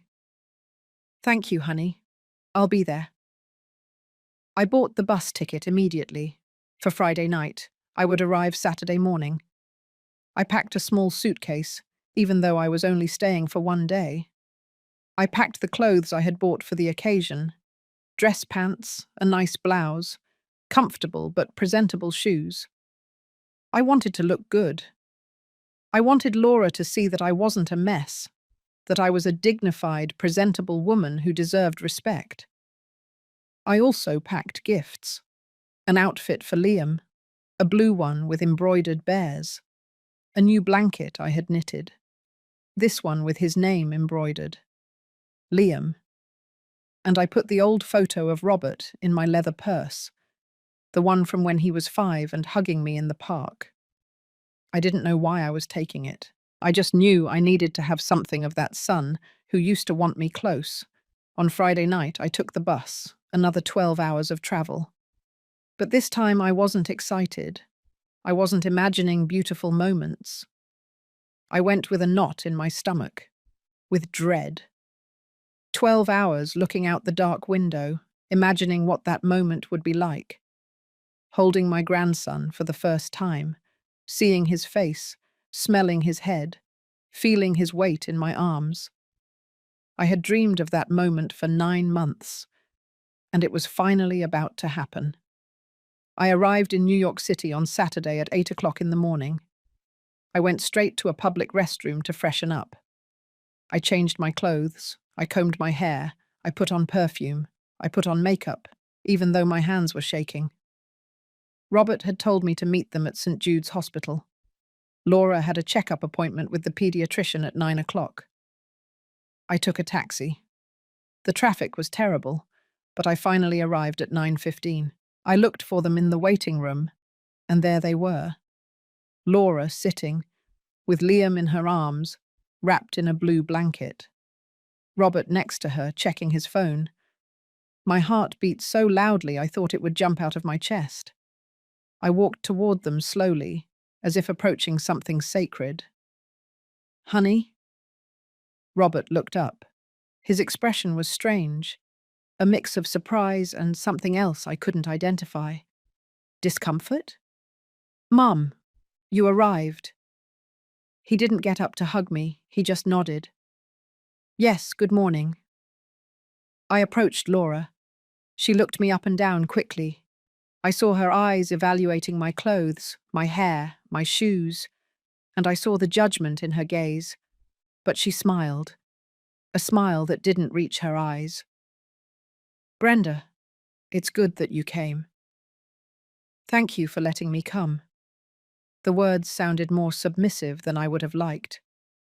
I looked down at the bundle in her arms. Liam, my grandson. He is beautiful, I whispered. Thank you. Can I, can I hold him? Laura pressed Liam against her chest. He's sleeping. If I move him, he'll wake up and then he cries a lot. It's all right. I can wait. I sat in the chair next to them. The silence was awkward. Robert continued on his phone.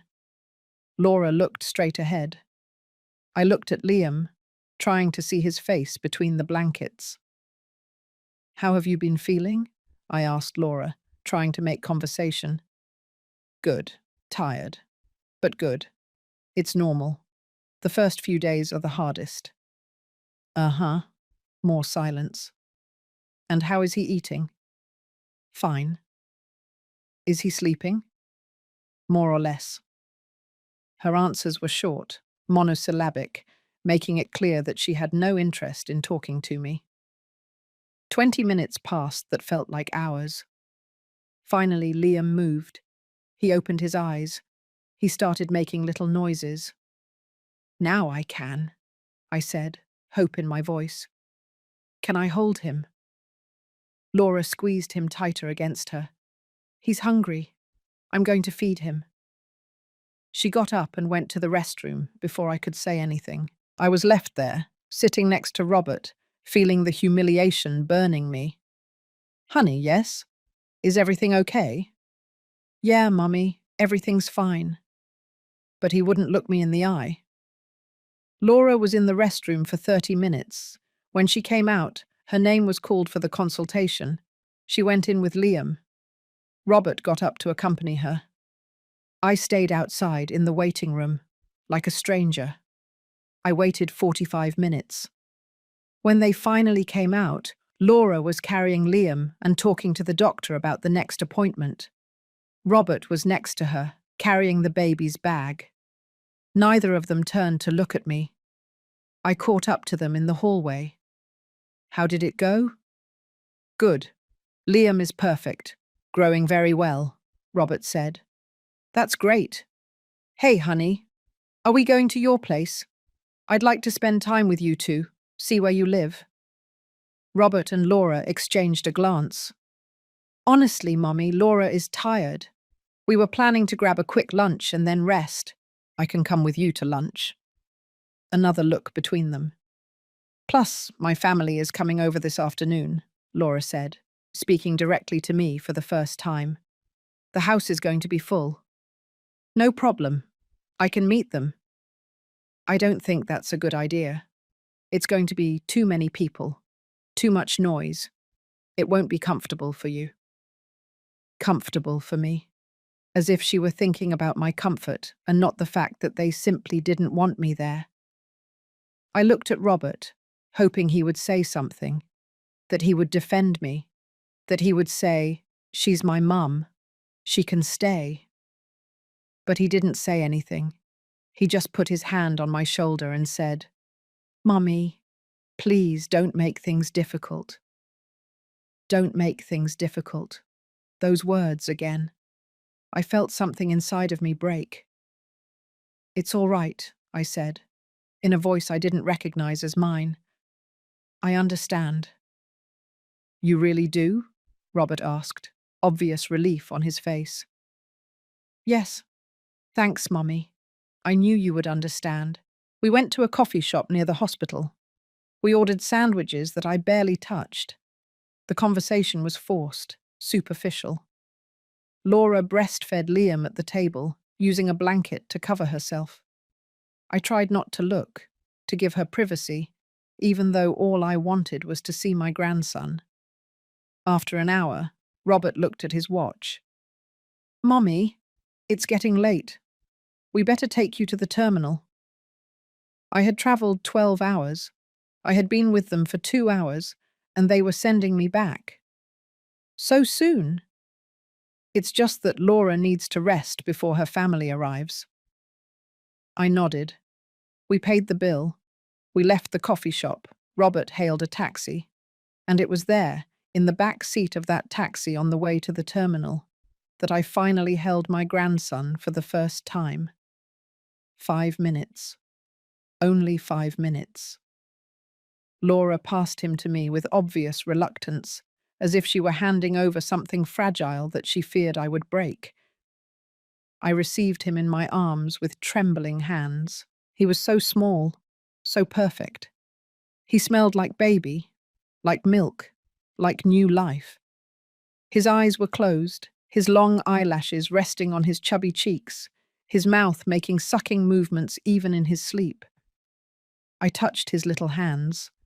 They were soft, warm. His fingers curled around my index finger instinctively. My grandson. My Liam. Tears welled up, but I held them back. I wasn't going to cry. I wasn't going to give them the satisfaction of seeing me weak.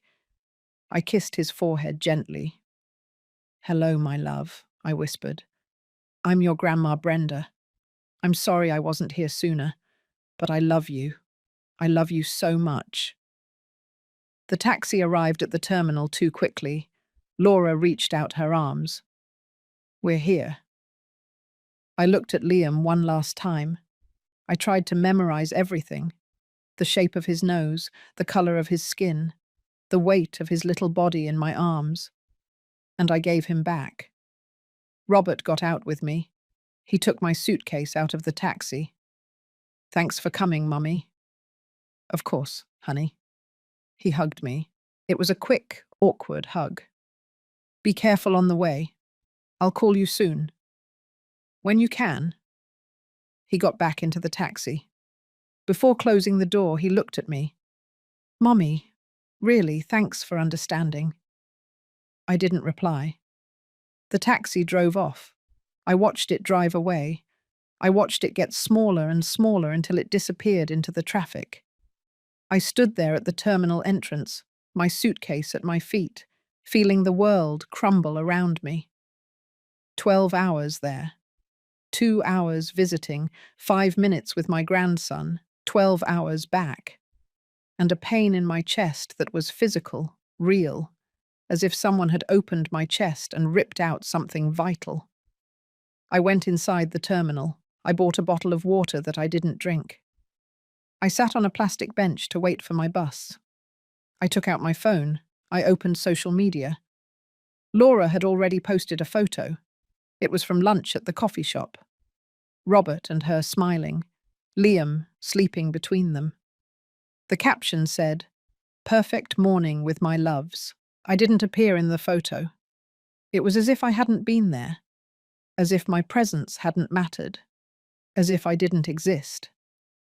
And it was at that moment, sitting in that noisy, crowded terminal, that I finally understood.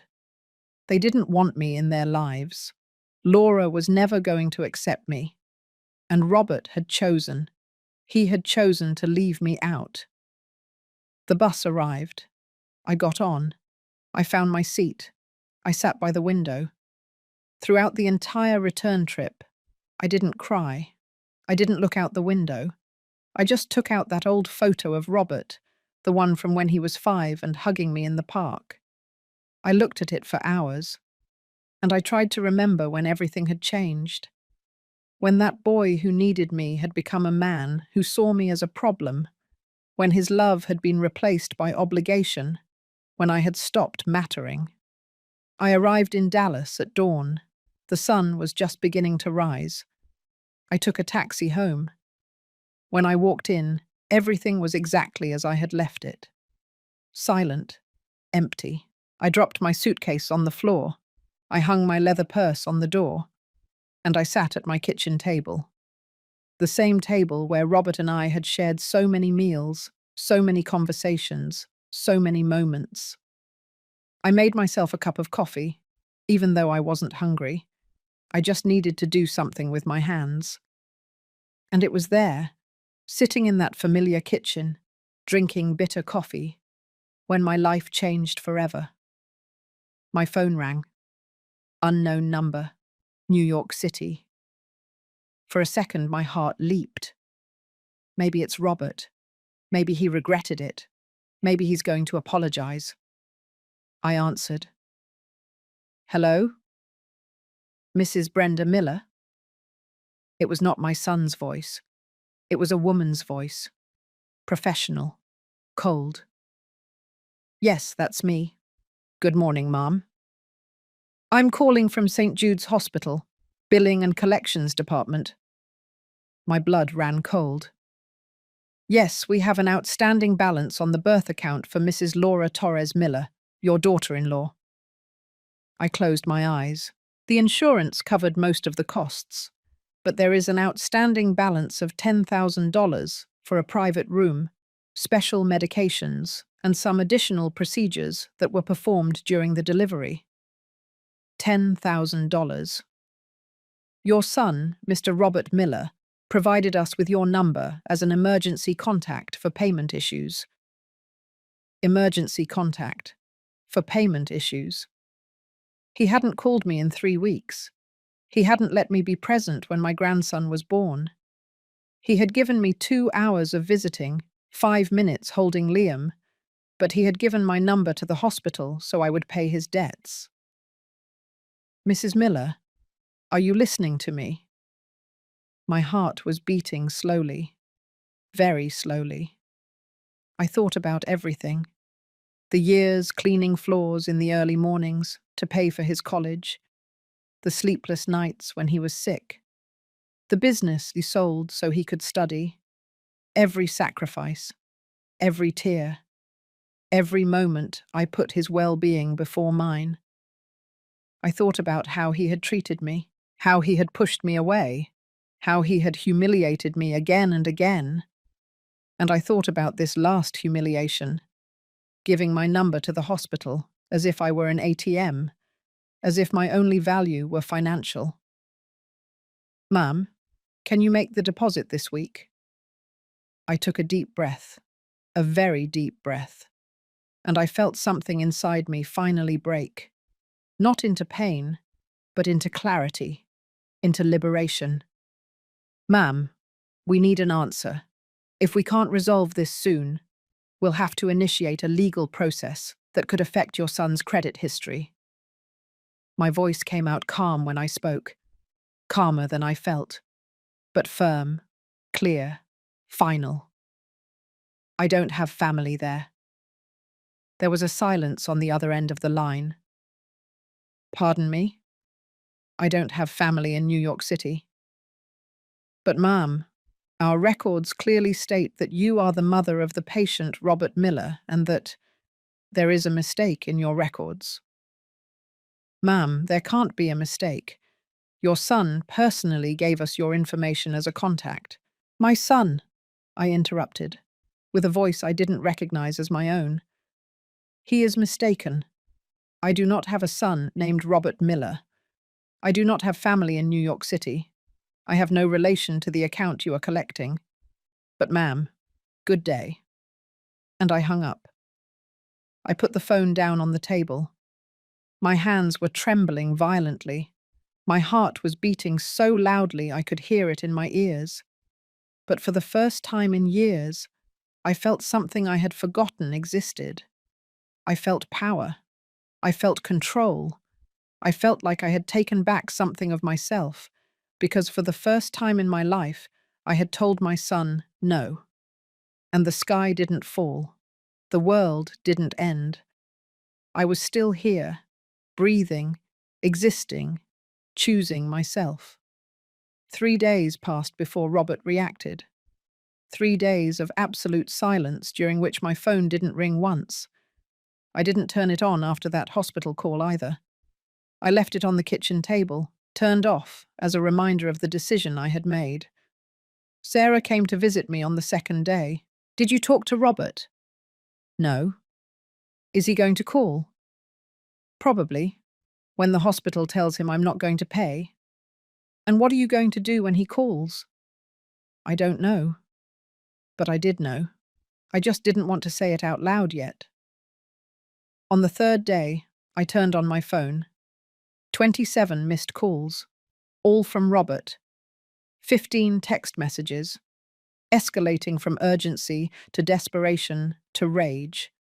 First message. Mum, I need to talk to you. It's urgent. Call me, please. Third message. Mum, the hospital says you won't pay. What's going on? Call me. Seventh message. Mum, this is serious. I need you to call me now.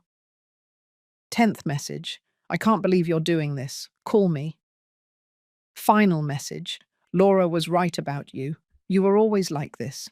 Selfish. Selfish. I read that word again and again. The woman who had worked double shifts for years. The one who sold her dead husband's business to pay for college. The one who cleaned floors smelling of bleach so her son could have a better future. Selfish. There were also 2 voicemails. I listened to them. The first was pure urgency. Mum, please call me. The hospital is pressuring us. We need that money. I don't understand why you told them you don't have family here. What does that even mean? Call me, please. The second was different. Colder. You know what, Mum? Never mind. We'll figure out how to pay. But I want you to know that this says a lot about you. After everything we've been through. After everything. I can't believe you're doing this to us when we need you most. Laura was right. You've always been manipulative. You've always wanted to control me with your money. Well, it doesn't work anymore. It just doesn't. I put the phone away. I didn't call back. For the next week, Robert kept calling, less frequently, but he kept trying. I didn't answer any calls. Until an email arrived. Subject: We need to talk.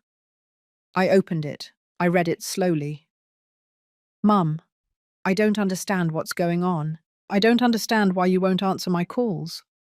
I don't understand why you told the hospital you don't have family here. Do you know what that did to us? Laura cried. She cried because she felt humiliated when the hospital called her directly to collect. We just had a baby. We're trying to adjust to this new life. And you do this to us. Dad always said that family supports each other in difficult times, that you can count on family. I always supported you when you needed it. When Dad died, I was there. When you had problems, I listened. When you needed something, I helped. Now that I need help, this is how you respond. I don't know what we did to deserve this. Laura just wanted some space after the birth. That's normal. Any woman needs that. And you take it as a personal attack. The hospital is threatening us with legal proceedings. It could affect our credit. All because you decided to play the victim and say you don't have family. I hope you reconsider. I hope you think about Liam, your grandson, that this isn't about you or me. It's about him. If you don't want to support us, fine. But at least have the decency to tell me to my face instead of ignoring me. Robert. I read the email 3 times. Every word was designed to blame me, to make me feel selfish, bad, wrong. And it worked. For a few minutes, it worked. You're right, I thought. He's going through a difficult time. He just became a father. He needs help. Maybe I was too harsh, I thought. Maybe I overreacted. I should call him, apologize, fix this. But then I reread a part. I always supported you when you needed it. When? When had he supported me? When his father died. I was the one who comforted him. I was the one who held this family together. I was the one who sold the business and worked until exhaustion so he could keep studying. Where was his support in the last 2 years? When I felt lonely, when I missed him, when I just needed to hear his voice. Where was he when they pushed me away from my grandson's birth? Where was he when they gave me 2 hours of visiting after 12 hours of travel? Where was he when Laura treated me like a stranger? There was no support, only excuses. And now, when I finally set a boundary, I was the bad guy. I replied to the email. I wrote and deleted the message 100 times. I wanted to yell at him, explain, make him see how much harm he had done to me. But in the end, I wrote this. Robert, you are right about one thing. Your father always said that family supports each other, but he also said that family respects each other, that family takes care of each other, that family doesn't push you away when you are needed most. For months, I asked to be close. I asked to meet my grandson. I asked to be a part of your life. And you told me I was invasive, that I was a problem, that you needed peace in your house. I traveled 12 hours to meet Liam. You gave me 2 hours. You let me hold him for 5 minutes, and then you sent me back as if I were a nuisance. You never called me when he was born. I found out on social media. You never included me in anything, only when you needed money. I am not going to pay that bill, Robert. Not because I don't love you, not because I don't care about Liam, but because I cannot continue to allow you to treat me as if I only matter when it is convenient for you. I am your mother. I deserve respect. I deserve to be present.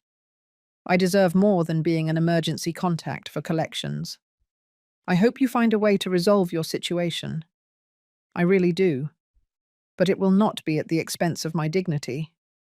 If one day you decide that you want to have a real relationship with me, one where I also matter, I will be here. Until then, I wish you the best. Mum. I sent the email before I could regret it, and then I turned off my computer. The response arrived 2 hours later. I didn't read it until the next day. I can't believe you are so selfish. Laura was right about you from the beginning. Goodbye. That was it. No reflection, no attempt to understand, no apology, just Laura was right. And goodbye. The weeks turned into months. Robert didn't call again. He didn't write again. I didn't look for him either. At first it was hard. There were days when I picked up the phone and almost dialed his number. Days when I wondered if I had done the right thing. But Sarah kept me firm. Brenda, you didn't do anything wrong. You set a boundary. That doesn't make you a bad mother. It makes you a woman with dignity. But he's my son. And you are his mother, a mother who deserves respect. Little by little, I learned to live with the silence. I stopped checking social media. I stopped looking for updates about Liam. I stopped torturing myself by watching a life from which I had been excluded. I focused on myself. I resumed activities I had abandoned. The knitting classes, the morning walks, afternoons with Sarah. I started reading again. Books I liked. Stories that made me forget for a few hours. And slowly, very slowly, I began to feel something akin to peace. It wasn't happiness. Not yet. But it was peace. And it was enough. 6 months after the last time I spoke to Robert, Sarah asked me a question. Do you regret it? I thought about it. I really thought. No, I finally said. I don't regret it. Why not? Because for the first time in my life, I chose myself. And that's worth more than any relationship where I have to beg for love. Sarah smiled. There's my Brenda. But life has strange ways of surprising you. Just when I was starting to feel like I could breathe again, that I could live without that constant weight on my chest, my phone rang. It was an unknown number. New York City. This time I didn't hesitate to answer. I was no longer afraid. Hello? Mrs. Brenda Miller? Yes. Good afternoon. This is Fernanda Jones. I'm a social worker at Metro General Hospital. Metro General Hospital, not St. Jude's. Yes. Don't be alarmed, ma'am. Your daughter-in-law, Laura Torres, was admitted to the emergency room 2 days ago. She had a severe nervous breakdown. She's stable now, but we need to contact a close family member who can temporarily care for the baby. The world stopped. The baby? Yes, Liam. He's 1.5 years old. Your son is with her at the hospital, but he can't care for the child and be present for his wife at the same time. He gave us your contact as a second family option. Second option? not even the first. Is my son there? Yes, ma'am. Would you like me to connect you? No. The word came out automatically. I understand. Ma'am, we urgently need someone to pick up the child. He's in a temporary daycare with child services, but they can only keep him until tomorrow morning. After that, we would have to contact other agencies. I closed my eyes. A year and a half without speaking to Robert. A year and a half without seeing my grandson. A year and a half building my peace. And now this. Mrs. Miller, what happened to Laura? According to the report, it was a collapse due to accumulated stress, severe anxiety, untreated postpartum depression. She needs rest and psychiatric treatment. And my son? He's with her, but the situation is complicated. He apparently lost his job a few months ago. They've had financial difficulties. They're living with her in-laws, but the situation is tense. Everything was falling apart for them, and I was the last option. Ma'am, I need an answer. Can you come get the child? I thought of Liam, a year and a half old, who was not to blame for anything, who hadn't asked to be born in the middle of this chaos. I thought of Robert, how he had treated me, how he had pushed me away, how he only looked for me when he needed something. I thought of myself, the year it had taken me to recover, the peace I had finally found. And I made a decision. I'll be there. Because he was my grandson. And this time, I was coming on my own terms. I took the bus that same night. 12 more hours of travel. But this time it was different. I wasn't begging. I was coming because they needed me. I arrived at Metro General Hospital at dawn. Robert was in the waiting room. He looked destroyed, gaunt, with deep dark circles under his eyes, his clothes wrinkled. When he saw me, he collapsed. "Mom!" He hugged me and cried like a child. I didn't say anything. I just held him. "I'm sorry. I'm so sorry. You were right about everything." "Where is Liam?" "At the daycare, 2 blocks away. Let's go." On the way, he told me everything. How he lost his job in Houston. How they moved back in with Laura's parents. How Laura spiraled into depression. How everything went to hell. "I treated you badly, Mum. I pushed you away. I made you feel invisible. And now I understand everything." We arrived at the daycare. Liam was playing with a toy car. When he saw me, he looked at me curiously. "Hello, Liam. I'm your Grandma Brenda." I approached slowly. He gave me a small, timid hug. And something inside me healed a little. For the next few months, I cared for Liam while Laura recovered, and Robert worked at whatever he could find. I lived in their small apartment. I cooked, cleaned, raised my grandson. Laura was discharged from the hospital 2 weeks later. When she saw me, she cried. "Forgive me. I was so scared. Scared of not being enough. Scared you would judge me like my mother always judged me. And I hurt you. It's in the past." "It's not in the past, but I want to fix it, if you give me a chance." I gave her a chance. It wasn't easy. There were difficult conversations, tears, boundaries that I set and they respected. But slowly we built something new. Not perfect, but real. Robert learned that a marriage is not built by pushing your family away. Laura learned that her fears almost destroyed everything. And I learned that my value didn't depend on how much they needed me, but on how much they respected me. Life has strange ways of bringing justice. Robert, who pushed me away thinking he was building a perfect marriage, almost lost everything. He lost his job, his house, his pride. And in the process, he learned that pushing away someone who loves you unconditionally only leaves you lonelier. Laura, who saw me as a threat, collapsed under the weight of her own pride.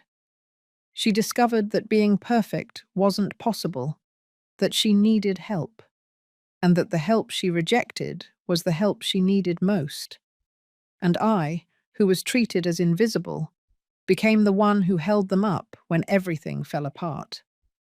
Not for revenge, but by choice. The following years changed everything. Robert got a stable job. Laura continued therapy. I visited more often, but always respecting boundaries. Liam grew up knowing he had a grandmother who loved him, but who also respected herself. One day, Laura told me, "My mum was never affectionate. I swore no one would hurt Liam the way she hurt me. But in the process, I hurt you. Thank you for not giving up on us." Robert, on the anniversary of that day at the hospital, called me. "Mum, that day you said I don't have family there. It destroyed me, but it also woke me up. It was the best thing you could have done." Justice didn't come as revenge. It came as lessons. Life settled its debts. Robert learned that respect is built, not demanded. Laura learned that pride destroys. And I learned that letting go with dignity is more powerful than clinging without it.